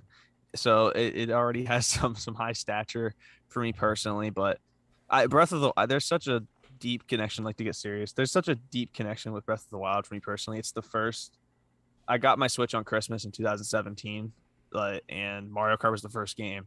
And it was the first ever present my grandfather bought me since him and my grandma got divorced. So it was super special. And I just remember playing it. It was my first ever Zelda game, first ever real like big video game experience. I'd only played like multiplayer games up to that point, but it was unreal. Like I couldn't believe what I was like seeing and playing and experiencing. And it was just something I'll never forget. And I try to play through it like yearly just because I love that game so much. I collected the amiibos. Tyler's been gracious enough to send me like a Sheikah slate that was on Etsy. I've collected art pieces. I have the like the Ultimania guide. I have the big hardcover book of it. I have, Yeah, me too.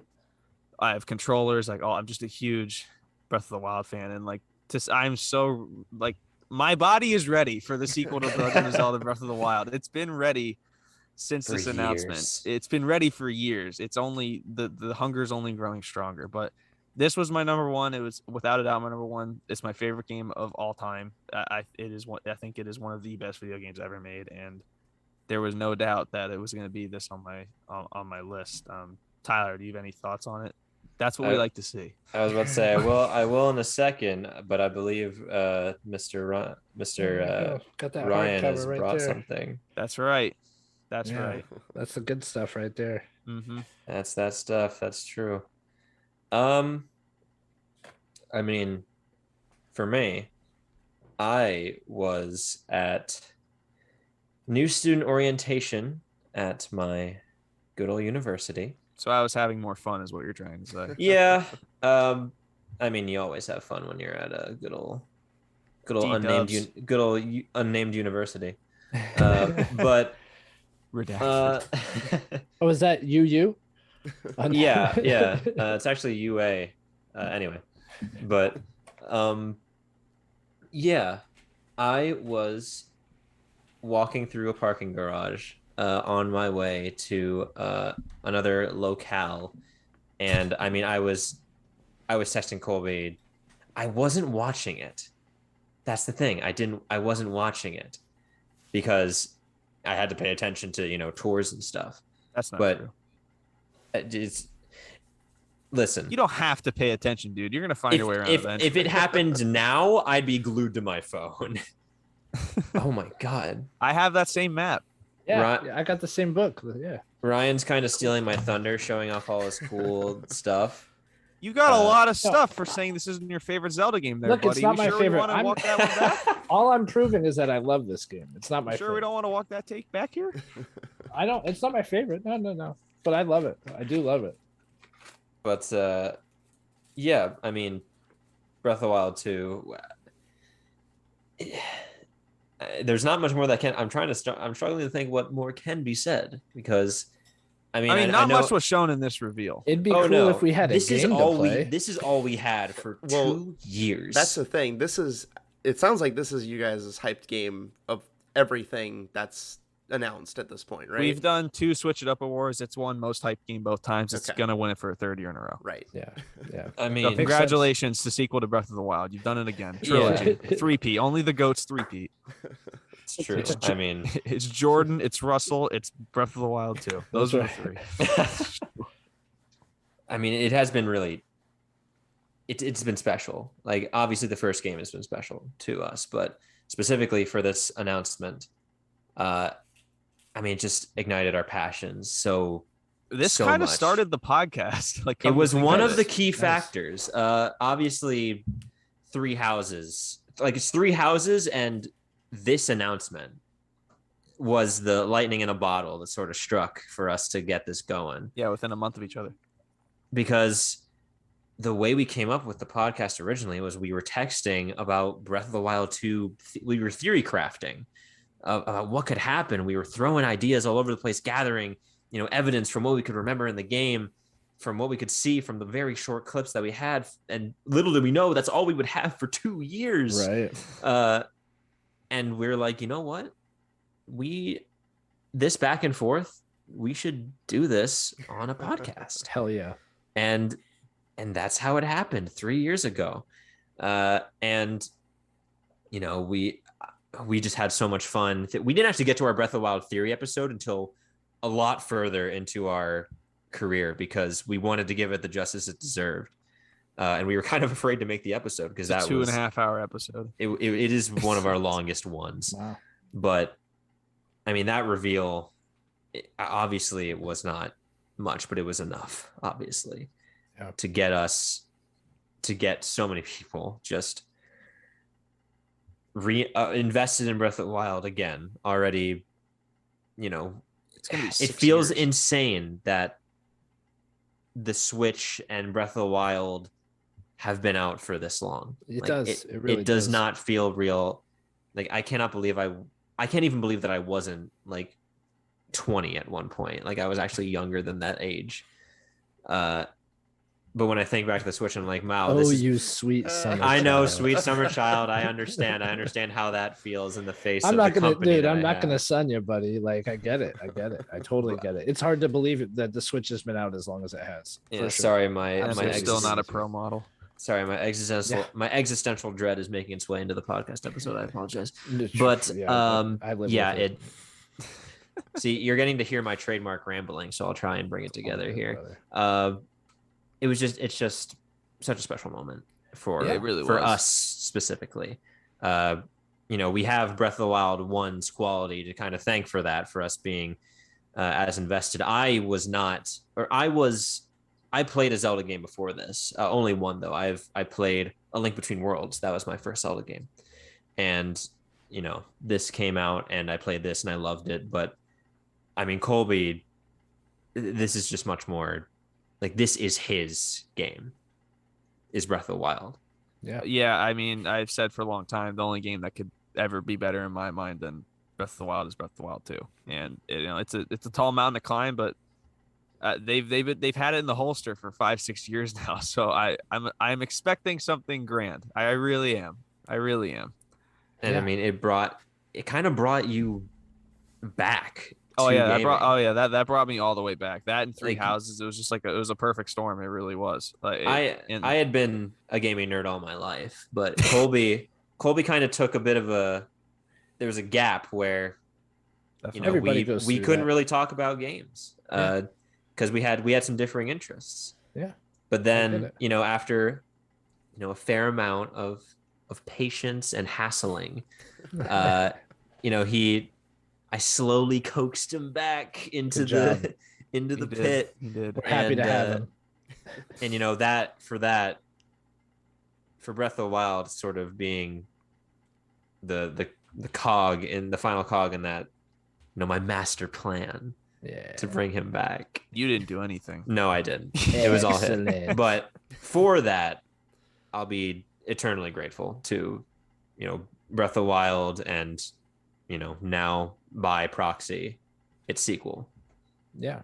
I'm really looking forward to the sequel. I am convinced it's dropping with a Switch upgrade, if not a total. I'm with you. Yeah. No, that's a fair prediction. Yeah, I think so. I don't think it's gonna be on the same hardware. I just can't see that happening. OLED looks great. I was never going to get it. Yeah. I'm waiting for 100%. Maybe there'll be a shadow drop and we can dip our toes back in the water. Like they just dropped that this is gonna be $700 for a Pro model. And we can come back on in these airwaves and talk about. Be like, ooh, yeah. We'll be on every airwave talking Forget about that. $5.99. Yeah, exactly. Oof, gosh, could you imagine? Yeah, that'd be tough. It'd be tough. But yeah, I think they got competition now with the Steam Deck, so we'll see what they bring to the table. Mm-hmm. So this is the number one, guys, and for my number one, I think it couldn't be anything but this, and I might share number one with Brian for all I know, but my sharing sound E3 is. My name is Reggie. I'm about kicking ass. I'm about taking names, and we're about making games. That's right. Reggie, dude, this is my number one, so let's get into it. Hey, wow, how perfect. I would think it would be. Yeah. I would think it would be. It had to be. As I really wanted to not have a lot of layover with other people's lists. Yeah. So I went for like some niche like meme picks. I couldn't deny myself having this as number one. Yeah. It is the greatest E3 moment that I remember seeing and just being like, well, who is this guy? Right. Like, holy crap, this is Nintendo? Like, what are we in store for? And I'll tell you what, a product of my appreciation for this moment of Reggie introducing himself is the years that came with Reggie involved with Nintendo at E3. It was that magical period that we were all talking about. It was puppets of him and Shigeru Miyamoto. It was, coming out on stage time after time and never knowing what you're going to see out of Reggie or what you're going to see from Nintendo. And you don't get that anymore. It is like him and Iwata with the Mii brawlers when they introduced the Mii fighters in Smash 4. Right. He was one of the few people who could bring those kind of things out of Iwata. It felt like there was a special connection there. Definitely. That no one could understand. Right. Right. I just think he's a larger than life person. And I'm just glad we all got to see him and his personality in these moments. And this was the first peek into what that is, who Reggie is. And man, what a moment. Everybody too watching it is like, wait, this is Nintendo, right? Like he said, kicking ass. Are we still watching the Nintendo portion of E3? It was wild. It was wild. Apparently that wasn't that wasn't the hard part about it. Like the line, they established that pretty early on, but it was just bringing Reggie into the fold of who is this guy? Like we need to explain why he is the one and why, someone from Japan isn't giving this presentation right now. That was the risk, just him in general, basically. Yeah. Did they tell them that he invented the Bigfoot pizza from Pizza Hut? Because I think he would have won over a lot of Americans with that one. I agreed. Yeah. Yeah. No. Back. It was on my list. It was. I took it off. Really.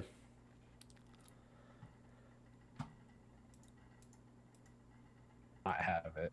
No, that's. It's a moment that really does speak for itself. I feel like I grew up on Nintendo, and those years growing up on Nintendo, it was because of the strength of their games and their consoles. It wasn't because of personalities or anything. Yeah, no, they're historically the unfun corporation that just made really good games.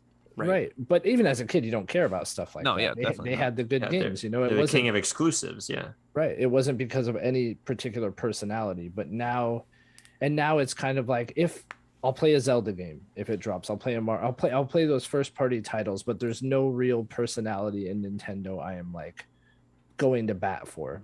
Obviously, Miyamoto is the exception, but I feel like Reggie embodies that era where it was I liked Nintendo, completely and fully liked the games they were putting out, the way they were presenting themselves in public, pretty much everything about the company except for the practices, but I wasn't too interested in that stuff at the time either. Yeah.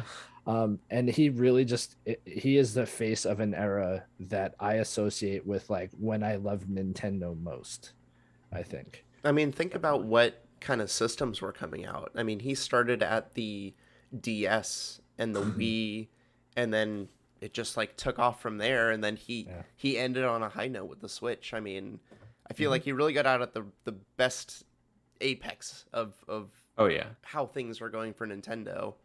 Yeah, you know, they're still high on everything, but yeah, not intentionally, but him and Iwata both went out at the same time, basically. Like obviously in different circumstances, but we were talking about that bond that they had. Just kind of happened to go that way. Yeah, right. And now Reggie got involved in like GameStop, I think, for a little he's while. Out of but that he's out of that. He's out of that now. Yeah, he couldn't save that. He's not. He tried, could not save it. Yeah. Well, I think he took a swing at all that stock stuff like happened right when he got involved, and was like, okay, forget this. Yeah, exactly. Like you're a meme stock, I'm out. Yeah. But yeah, this was my number one as well. E3 2004. It was a big presentation in general. They had Metroid Prime 2 Echoes, Resident Evil 4, and then Twilight Princess closing the show out. Like, that's a show. And just unbelievable how many different things they talk about. And yeah, Reggie in general, just being able to meet that guy and see what he was all about was super important to Nintendo.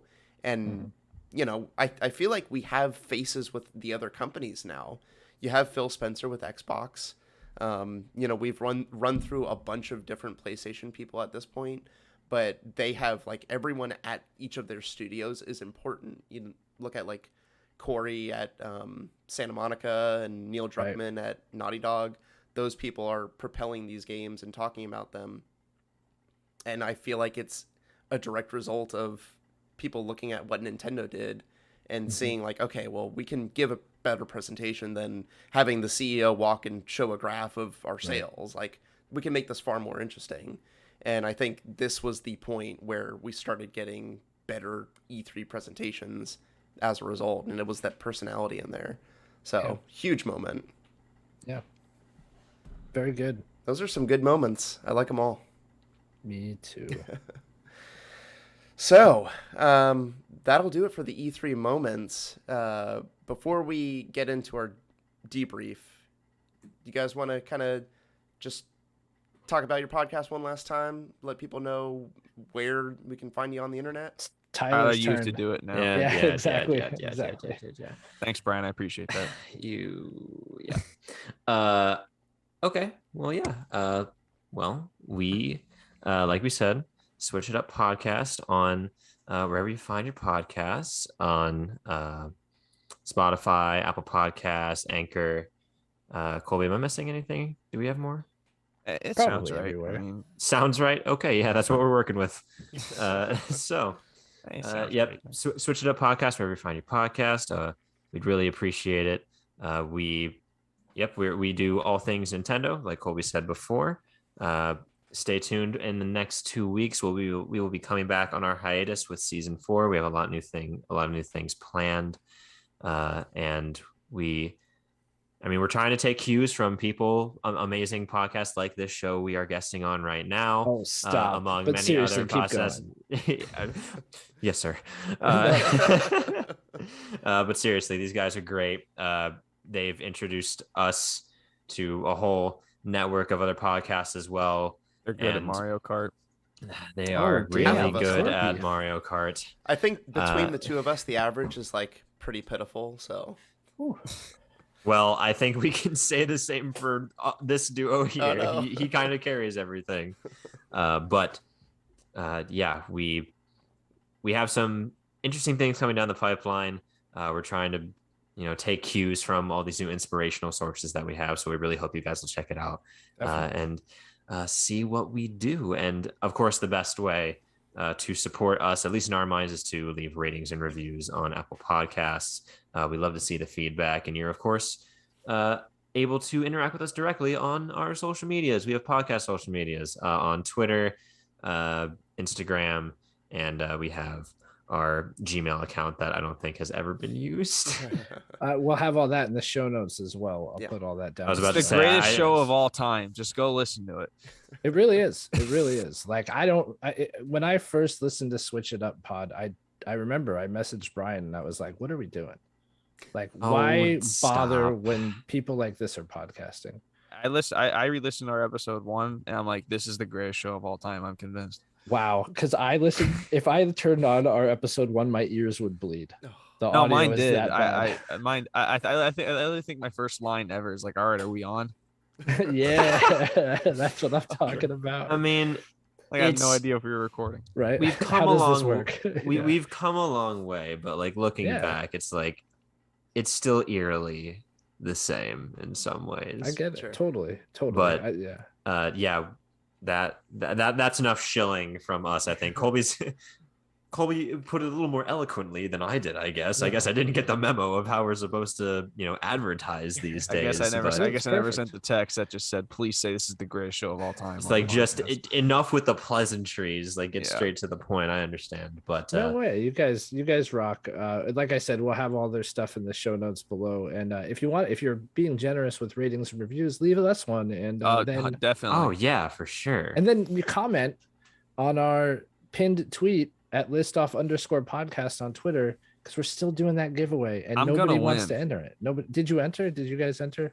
I entered once because I am a man of honor and I want everyone to have a fair chance. So I entered once, but that's all I need. Yeah, this is why I brought you on the show, to strong arm everybody to enter the contest. They're giving away $100. Just do it. Right? I know. Shocking. People don't want this. You shouldn't have told me that, because my extensive cybersecurity hacking major knowledge, I will now create a army of botnet computers to completely. If you go to lengths, you deserve. If you go to those lengths, you deserve to have all those bots leave reviews. We're good with that. Oh, that's true. That's a great idea. Why didn't we think about that before? Those same bots just gave us those listen bumps on Anchor. So I mean, we're good to go. I mean, these things all to work out. Can't beat it. Very good. All right. Well, let us do a debrief in a moment.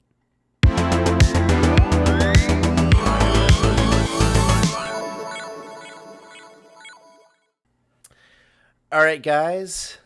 As we usually say to each other when it's just myself and Ryan, debrief us.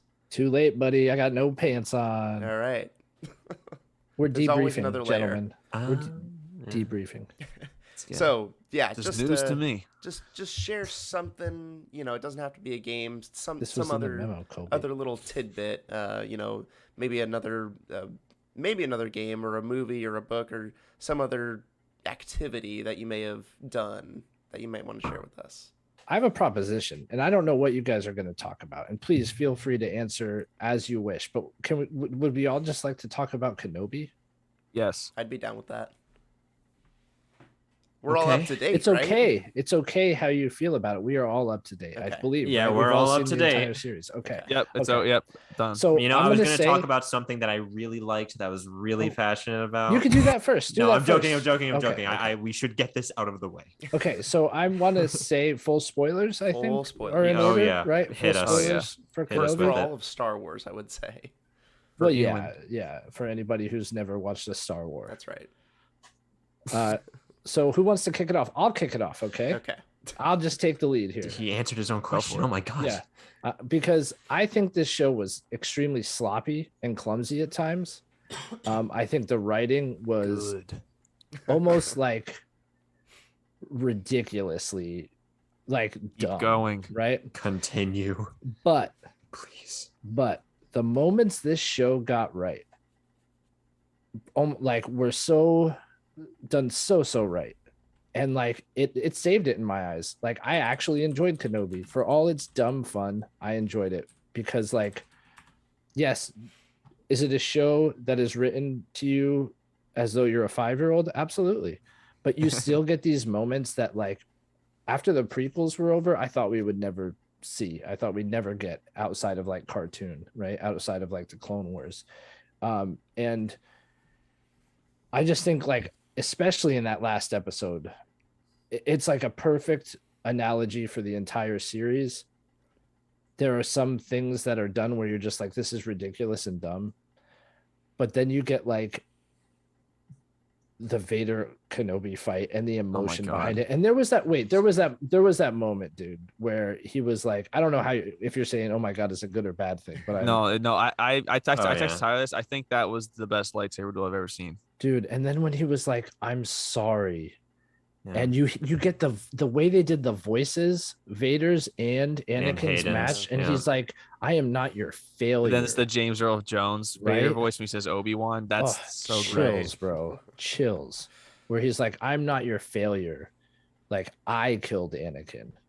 And it was like, oh man, that is like, that was powerful stuff. And like, Hayden Christensen was not the best actor in the prequels, and like maybe that was direction, who knows, right? Maybe it was because they were acting in front of a green screen the entire time. He got a tough break with the script, I think. I think so as well. Such a good job in this show, though, for the few moments he had. Even like that when in episode 5 when they did the flashback duel and everything, he was great in it, I thought. And man, it was just such a joy to see that too, like that flashback back to them like sparring each other.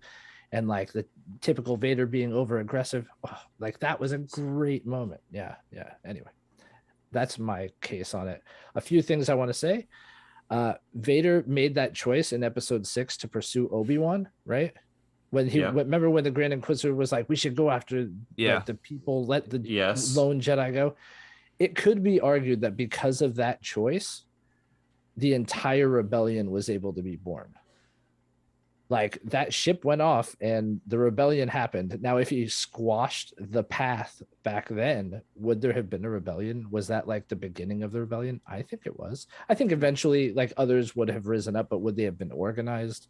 You know, it could be argued that like Vader his ultimate downfall was a product of his decision in that moment.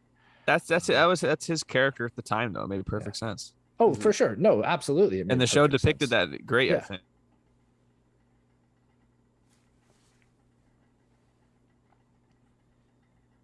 Like the throwbacks, the hello there, I'll do what I must. That was so cool. Like I'll do what I must. Yeah, the lightsaber techniques, like him doing like the whole Obi-Wan thing. Yeah. It was like so cool. Anyway, I'm done talking about it. Yeah. Tyler, go ahead. Are you sure? Well, I mean, I just want to talk about the really cool stuff. Like I thought the lightsaber duel was like the coolest thing I've ever seen on screen in a Star Wars show in my life. Right, like I thought it was perfectly done. Like the Revenge of the Sith one between Obi-Wan and Anakin gets, I've heard it say it's over choreographed, but I thought this fight was just, I don't know, it hit different for me. I thought this one was just so much better done, and it just meant a lot more to me. I agree. I can watch it. I've already watched it like multiple times on YouTube. I've watched people rescore it with the Revenge of the Sith music on YouTube. It's just cool. But I do have 2 questions about that fight though, because you guys are way more versed in Star Wars lore than I am. I think I'm only like a casual viewer, but was that 20 minutes of Obi-Wan Kenobi the strongest Jedi ever seen on screen? I don't think he was the strongest Jedi we've ever seen in that 20 minutes, but it was the strongest we've seen Obi-Wan, I think, in those 20 minutes. But how does that make sense? Because in episode since the fact that his arm turned into burnt brisket and he hadn't been training and he still can't talk to Qui-Gon, what happened in those 3 episodes that made him like ungodly powerful? Bad writing. Well, I would agree that's part of it. I would definitely agree like that is a large part of it. But also I think in episode 3 or 4, they did a big focus on him reconnecting with the Force. It was when he went to the Fortress Inquisitorius, right? God, I love saying that. Like, isn't that the best name for something ever? The Fortress Inquisitorius. Yeah, I like saying it too. Yeah. And it was like that whole episode was kind of like like him reconnecting with the Force, and it wasn't like that was one part that I thought was actually subtly told, which was a surprise for the show because the problem with these 6 episode series. Exactly. Yeah. They could have done a little more, but like you have to, like the skills are there. He was a general. He fought wars. Like that stuff doesn't just disappear, you know? Yeah. So it makes sense that he could reconnect with the Force and like. Also, like, how does the Force really work? Midichlorians, like, what's going on there? Can he use more of the Force because other people aren't using it as much? Like, how does it work? I don't know. I think Obi-Wan is just the most like level-headed about his use of the Force out of pretty much everyone. Very restrained. Right. Yeah. Typically. But then, like, when I was like, I did turn to my wife. I'm like, they're going full Super Saiyan. When he's just like, oh, and like all these boulders around him. Oh man, yeah, that was epic. I mean, he was beating the brakes off Darth Vader that whole fight. I thought like it wasn't close, but like I also think that's cool how like Vader just has like this mental hurdle. Like he just can't beat Obi-Wan ever. Like in any even in Episode 4, he doesn't technically beat him. Right, and I think it's because like. Look, Vader does eventually make the choice to be good, right? Yeah. So it was there all along. Like he wasn't fully gone, right? So I think there's definitely that emotional connection that is still there, no matter how much he denies it. And I do think that plays a role, as much as it did for Obi-Wan. Like Kenobi could have killed Darth Vader, but he didn't because they like at the end of the day they love each other, man. They love each other. I thought the ending of that scene depicted it in a way where Obi-Wan was prepared to kill him. And I get what happened. I get that Vader's literally the main antagonist in the main series, but I was ready for him to kill him. Like I just was. I don't know if that's just me like being like Obi-Wan finished the job, but I thought when he accepted that Anakin, quote unquote, was dead and it was fully Darth Vader, I thought he was ready to kill him. I thought he should have. I thought the opportunity was there. He was clearly beating him blue the entire time. I mean, just the brutal like chopping up his chest monitor and then we got that wheezing cutting his helmet in half. It was just like Return of the Jedi too. It was so good. But I personally thought Obi-Wan as a character, like if I get like the Anakin, like seeing Anakin's face, quote unquote, like really like stopped him, because I think he would have kept going had he not seen it. I think, but I think that Obi-Wan as a character, I thought he was, because he seemed more like vengeful in that moment. Everyone's talking about Obi-Wan's fighting style, like defensively in Revenge of the Sith. I thought he was on the offensive that entire fight, and I thought he had Vader on his heels the entire time. He's the one that's like pushing him back with the Force. He's the one that's smacking him with the lights, like smashing with the lightsaber, forcing Vader to react. I thought he was ready to kill him. I get that it's not necessarily a hot take, but. Or I guess it is a hot take because Obi-Wan as a character is like, he's more restrained with the Force and he's more like, more good guy, quote unquote. Didn't Vader kind of put him in position? He was putting him in that place so he could kind of open up the ground underneath him. So it felt like Vader was kind of letting toying with him. Exactly. There was an ebb and flow for sure. Yeah, he even had a line when he's like, "Did you really think you could beat me? Right. Like, did you really think you had the upper hand there?" Right. Yeah. I do have to say though, the whole thing is they're like, oh, we can't get the hyperdrive fixed. And he's like, I'll go off in this ship. Like, don't worry, I'll lure him away. And then like after that fight, the ship he went off in has a hyperdrive. Like, what the hell, guys? Why did you just like use that hyperdrive, bro? Tyler texted me. He's like, the theme of characters making the dumbest decisions possible continues. Like, Roken, don't you know you could just take this hyperdrive out of the ship Obi-Wan wants to go in and use that? Like, what's going on there, right? Yeah. Oh man. Go ahead, Tyler. You got. I know you got a lot to say. Yeah, I don't know. Sure. Do we have a time limit? I don't know. Yeah, man. Let's keep it short, but like let it all out, buddy. Okay. Don't be shy. Colby actually, I think, summed up the series pretty well in a text he sent me. Like, I never will have the desire to watch this series again, but I will watch that fight on YouTube countless times. Yeah. Like, that fight is so far and away higher quality. It's like S-tier Star Wars material. Like waist and body above like anything else in that show, in my opinion. Like they pulled out the stops for that fight. And are we saying the greater Star Wars or just in the series? Just this series. Okay. Not greater Star Wars. Okay. Oh, I'm ready to go greater Star Wars. Even then, that duel is up there. Yeah, it's up there. Totally. Even it's though better than the Revenge of the Sith one, in my opinion. Yeah, that's where you lose me a little Yoda. bit. Definitely better than Yoda. I think the Attack Revenge of the Sith battle had to be that. Like, if it was anything but that crazy, everything over choreographed on Mustafar jumping Dude, up. Empire, bro. Empire, guys. Come on. What are you talking about? Empire. That final scene with Luke and Vader when Luke's hand gets finagled. Dope. Yeah. It is dope. That has more story implications. So that I think that's fun. But regardless, I mean, I'm a lore junkie for Star Wars. You know, I will pick apart these decisions, and there are a lot of dumb ones. Absolutely. Even just in this episode, like the fact that this is the best episode of Kenobi, I think definitely the best. Comfortably. And it still has these glaring, horribly written decisions. Mm-hmm. Like that Obi-Wan scene, right? Where he had Vader down. One, he definitely, absolutely would have killed him. After leaving him alive on Mustafar. No, he lived through 10 years of this tyranny. And the reason he was in his head the way he was in this series all stem back to this is his fault. I think some Jedi would have killed him. Obi-Wan, but I don't think Obi-Wan would have. I agree with Brian on this, man. I don't think Obi-Wan would have killed him. But it makes Obi-Wan killed him as a kid. I think it makes Obi-Wan. Yeah, Mace Windu would have killed him in a heartbeat, dude. Qui-Gon sure. probably would have killed him. Like Qui-Gon was hardcore too. Like he did whatever he wanted, but like Obi-Wan's not the guy. Like he's just not. He's not. But then Obi-Wan, it makes Obi-Wan seem like an idiot. Well, who knows his wisdom though? Did he see the eventual turn back? He knew the kids were there. Did he know the kids would be what tied him back to the side of good?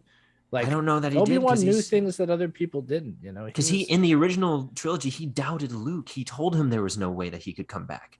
As a Force ghost, probably more clairvoyant than he's ever been. Didn't he tell him not to go fight Vader at the Cloud City? He told him, like, there's nothing left. I know. And this is seemingly the moment he sees that. He literally says, my friend is gone. Maybe he told him exactly what he needed to hear. Even then, right?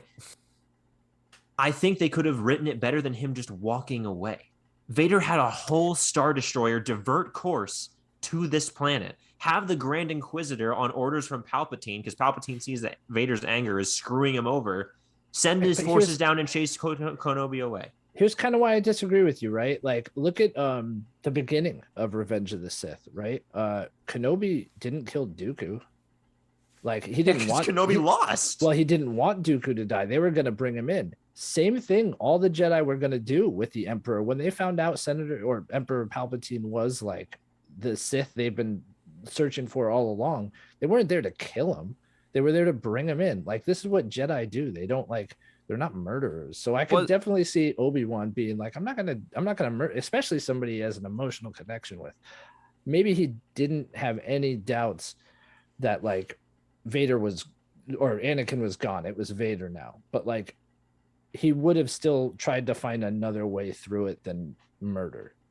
I don't remember the movie, so I'm genuinely asking: was Obi-Wan unconscious when Anakin beheaded Count Dooku? Yes, he was. Yeah, okay, he was. That's what I thought. Yeah, Dookie. I don't know. Personally, for me, if he wanted to go another way about it, like I don't know what he didn't try. Like he let the Tyrant of the Galaxy live. Yeah, I think, and it was probably whether that's bad writing or a character flaw in Obi-Wan, I think it was a bad decision. That's on him. That's on him. It's a character flaw. I think it's a hugely emotional moment for him, and everything that he did in that, I feel like was congruent with him as a character. Yeah, and I'm not making excuses for the rest of the show. Sure. No, yeah, there is a lot of bad writing in this show. I agree with you completely. They could have dumped out the whole middle of the show, and I think like they should have just made this a movie, honestly. Absolutely. Yeah, like Leia didn't have to be here. It makes Obi-Wan and Bail look really dumb that Obi-Wan leaves Luke defenseless and Bail fails at his one job, and then Bail sends the message. Which is like, oh my god, that. What is wrong with like why? Wait, and the fact that Vader does not kill Reva. Yeah. Oh my god, the fact that Vader leaves Reva alive. I know. That would have been a fitting end, a fitting but tragic end, right, to Reva. Because of her, but he let her live, and it's insane. I mean, the normie brain excuse for the show being bad is Reva, but I think Reva's like her character it's an interesting concept. It was done horribly, but it's a very interesting concept. I agree with Tyler on this. I think if her exit would have been, because I think they're going to set up a Reva show, like it's inevitable. But yeah, That's why she's not dead. Yeah, exactly. But I think just leaving her in like the Grand Inquisitor said, we're gonna leave you where we found you, in the gutter. That's a tragic, and like you feel bad for that character right then and there. But you don't feel bad for her when she's chasing down a 9-year-old kid. Right. She has no reason to kill Luke. No reason. She's not getting back at Vader. Right. She's like, I wanted to make him hurt. Like he made me hurt. Well, it's like, he how doesn't do even you know don't the even kid's know who his. that kid is? Yeah, Does she know that Luke's Vader's kid? No. Well, he knows that Vader wants right? to find them. Yeah. But she doesn't know. For all she knows, he could want Luke dead, and she could be doing exactly what he wants. I will say it made sense that she survived, though. Like I'm not too beat up about that. Like you stabbed her in the same place you stabbed her before. She lived as a child. She's much more resilient now, dude. I thought that part was cool. The flashbacks to Order 66. I thought that was too. Super cool. I mean, the meme is that no one dies from that wound except for freaking Qui-Gon. Apparently, he was old. Yeah. Yeah, but I mean, I liked Reva as a concept. Liam Neeson wanted out. That's why I wish they revealed that she was hunting Vader earlier. Right. Because for sure. Now it makes you think like, okay, you probably killed a lot of innocent people to kill this guy who killed a bunch of innocent people. Yeah. Like you're an Inquisitor. You had to have done that. Didn't she ask Obi-Wan, have I become him? He's like, yeah, you did. You kind of did. And obviously they don't show any of that. I don't think they show her killing innocents in the show, but being one of the right-hand women to the Grand Inquisitor, she was the Grand had to Inquisitor have done. Time. She eventually became the Grand Inquisitor. You had to have done that. Yeah. And also, when putting her like design-wise, besides like the Grand Inquisitor and the Fifth Brother and all that, it was just really boring to see this regular person among that. Maybe that was because to humanize her, to make her kind of stand out in her an ordinary look. But I don't know. I think the lines that they gave her are kind of dumb. Her tactics are horrible. She's shooting this door with a cannon when she could have just chopped the lock off with a lightsaber, which she does anyway. So like I get the plan was eventually to like give her an opportunity to strike Vader down, but she gets Obi-Wan out in front of all the troops and they have that conversation of like, they talk about how will they know? How he'll know it's me? He'll know I'm gonna kill him. And then she's like, okay, guys, take him back inside. It's like, two guards. Hold inside. on. You're taking him back inside where all the rebels are instead of keeping him outside where like hundreds of troops are. I'm like, honestly, somebody would have spoken up. That like purge trooper would have been like, shouldn't we just keep him out here? Like, why are you bringing him back in? This kind of seems like a setup.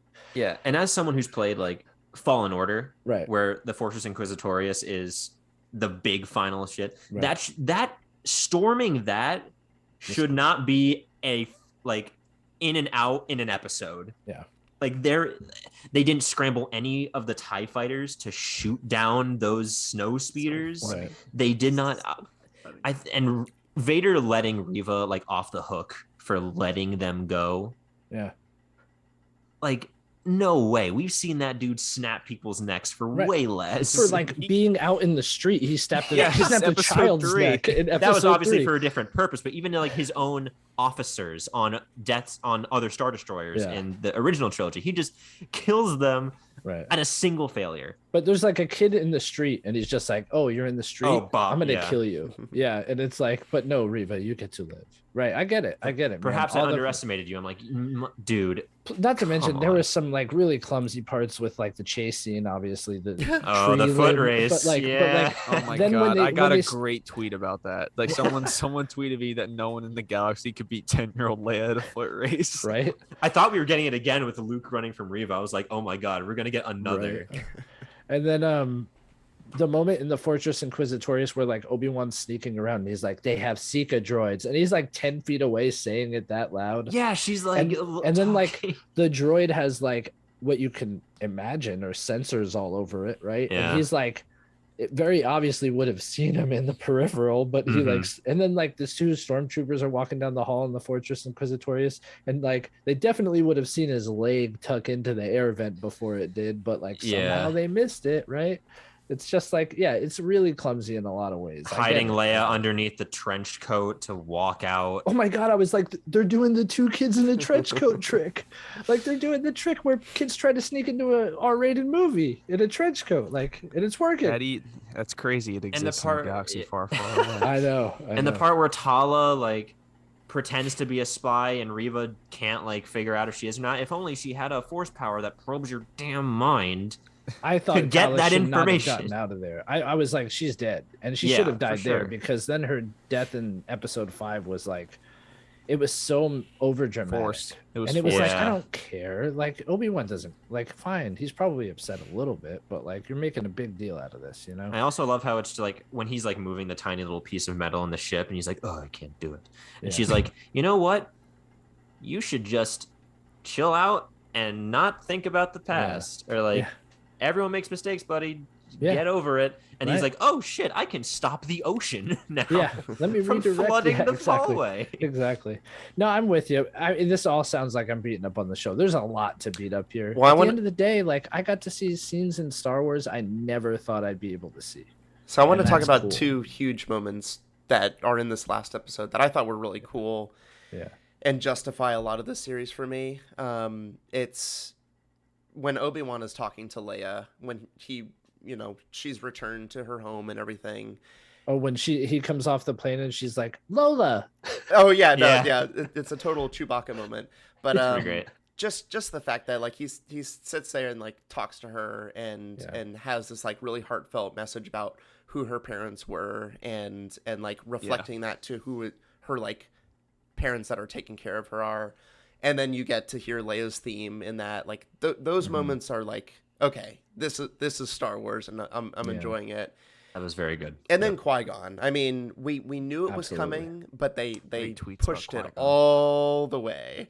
And that was a moment for me. For sure. I think it was so cool to see him again. And you bring up a good point about what he said to Leia, because he had talked about her mother first and her strengths. And I was like, oh, how's he going to frame it with Anakin? And he, like, obviously these are the qualities we now know are the bad parts of Anakin, but like they could be good. And he sees that good in Leia. And there was so much like inferred in that dialogue. It was well delivered. And like, that's the thing.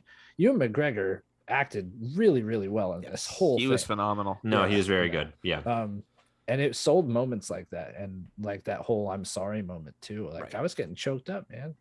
I'm kind of surprised when you get a Natalie Portman cameo as in a flashback. Yeah, as Padme. Yeah. I mean, and Hayden, like, I feel like they underutilized him for sure. Like, there should have been more flashbacks. Him and Ewan have amazing chemistry, but even in the suit, like, he, like, you can see so much Anakin in this Vader, like in just his movements, his fighting style against Obi-Wan. You can see it. You can see the parallels, and Hayden brings that even when you don't get to see his face. So, I still stand by the best Vader moment is in Rogue One. Oh my God. I mean, I don't think anyone's going to argue with you about that. That's just like so good. I was scared in the theater watching that. Like, that is not Anakin. That is Vader. Dude, that is it's all like the Vader. Dark hallway and the sirens going off and you see that lightsaber light up. It was just like, I want to go watch it right now. Right. Yeah, I had a bet with Colby that we would not see a lightsaber in Rogue One, not one, and I lost. Yeah. Because of that scene. I was happy I lost though, because I got to see that. God, to put a giant bow on, I think we're on agreement that the first 5, the whole reason for doing this series was because they wanted to do the last 40 minutes of episode 6. I liked the 5th episode though. Going back, like there's a lot of clumsiness. I felt like it did a good job of like easing some of the issues that came from the first 4 episodes. Yeah, I agree. Because there were these questions like we kind of knew what Reva's true motivations were, but it was also like, man, like they can't kill the Grand Inquisitor. And it was like this whole wrap up, like, look, guys, we're not screwing up canon. And at least that was a relief in episode 5. Yeah. Anyway. I mean, it was kind of like answering questions and problems that it created. You know, but it was a relief. But it still was a relief. No, it was a relief. Yeah, I would. Oh man, I think you guys bring some great points. I wanted to talk about this with people who had some differing opinions to myself and see what you guys thought. I think Colby and I were close in our score. We give it like a 5.5 out of 10. That's us. Yeah. We think it's average at best, but definitely had some amazing moments that I will definitely watch back over and over again. But as a whole series, that's what I would give it. What about you guys? A ranking? Oh my God! I don't do rankings. Here's what I'll say. About Here's my Metacritic score. I will say I enjoyed it more than most people probably would. Star Wars has been around my entire life, so getting to see more Star Wars is always a treat to me. I think anyone who says they despise the series and thinks it ruins Star Wars is totally justified in their opinion. I think there's enough there that I can see why people would hate it, and I can see why it would turn people off from future Star Wars projects as well. It did not have that effect on me because, as I mentioned throughout this whole conversation, the things it did right were some of the best Star Wars moments in recent memory, especially when considering like the sequel films. So let's not talk about those. Yeah, no, we won't go down that rabbit hole. But Force Awakens is really good. I won't. Yeah, I agree, and I actually liked the second one. Yeah, so did I. Did too. Last Jedi, yeah.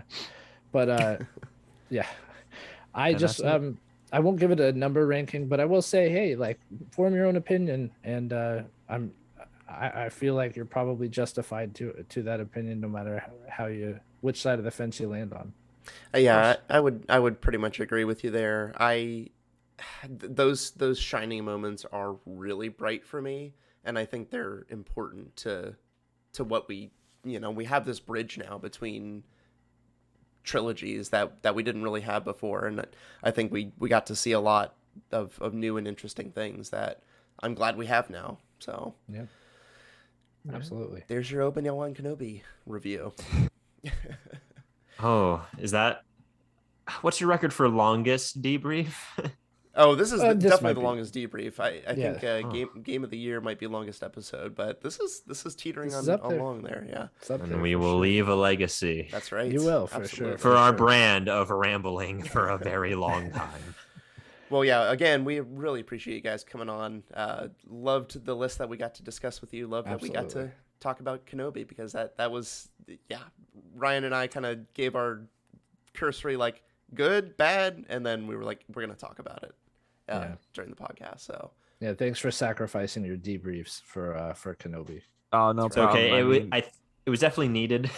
Yeah, to get it out. Yeah, I'm not the biggest Star Wars fan, but I was super excited to talk about it. Yeah, no, I was like, there's definitely a chance that we talk about it on this episode. I only hope that it doesn't interrupt I had a debrief, else. but I'm more than willing to send it to the sacrificial flame. Hey, that brings with the possibility of maybe another collab in the future. Absolutely, 100%. We'll have to have your guys on. I think Colby and I have discussed doing some Breath of the Wild 2 list when the game actually comes out, so that would be really nice. Well, then you do have your future. You do have your future longest episode lined up already, I see. Exactly. And we honestly, I do really appreciate you guys coming on, and especially with like the short notice and everything. You guys are awesome, and it's been a lot of fun. The pleasure's all ours. I've been a fan for a really long time. I really do look up to the work that you guys do. I think it's awesome. So thank you guys for being Thanks. Thank you guys for all the hard work you guys do, and for giving us something to model our show after and something to work towards. Because if we can put out half the content you guys do, we'll be pretty happy. Oh man, come on, flattery will get you everywhere. What he said, yeah. Same to you guys. Honestly, I'm really looking forward to the return of Switch It Up podcast, and all you guys out there should be looking forward to that return as well. Definitely tune in if you haven't before. It's worth your time. Yeah, thanks so much, guys. Well, I think we should burn this podcast and watch over it with our Force Ghosts. And thank you so much for watching, Twitch viewers. Another live episode in the books. And thank you so much for listening. And when we see you guys next week with another episode, and that episode, Ryan, is... Brian. No, I wrote it down. I think I know what it is, don't I? It's the, we're celebrating Independence Day. And we're celebrating by going over the top 10 alien invasions in video games. That's right. There's been 10? Probably. Hopefully. There's probably been hundreds. Yeah. Yeah. Actually, welcome to our top 7. Comes to find out, there wasn't actually 10. Exactly. But that'll be fun. And we will do that in all sorts of Independence Day glory. But until then, thank you so much again, and we will see you next week. Bye. May the Force be with you. Always.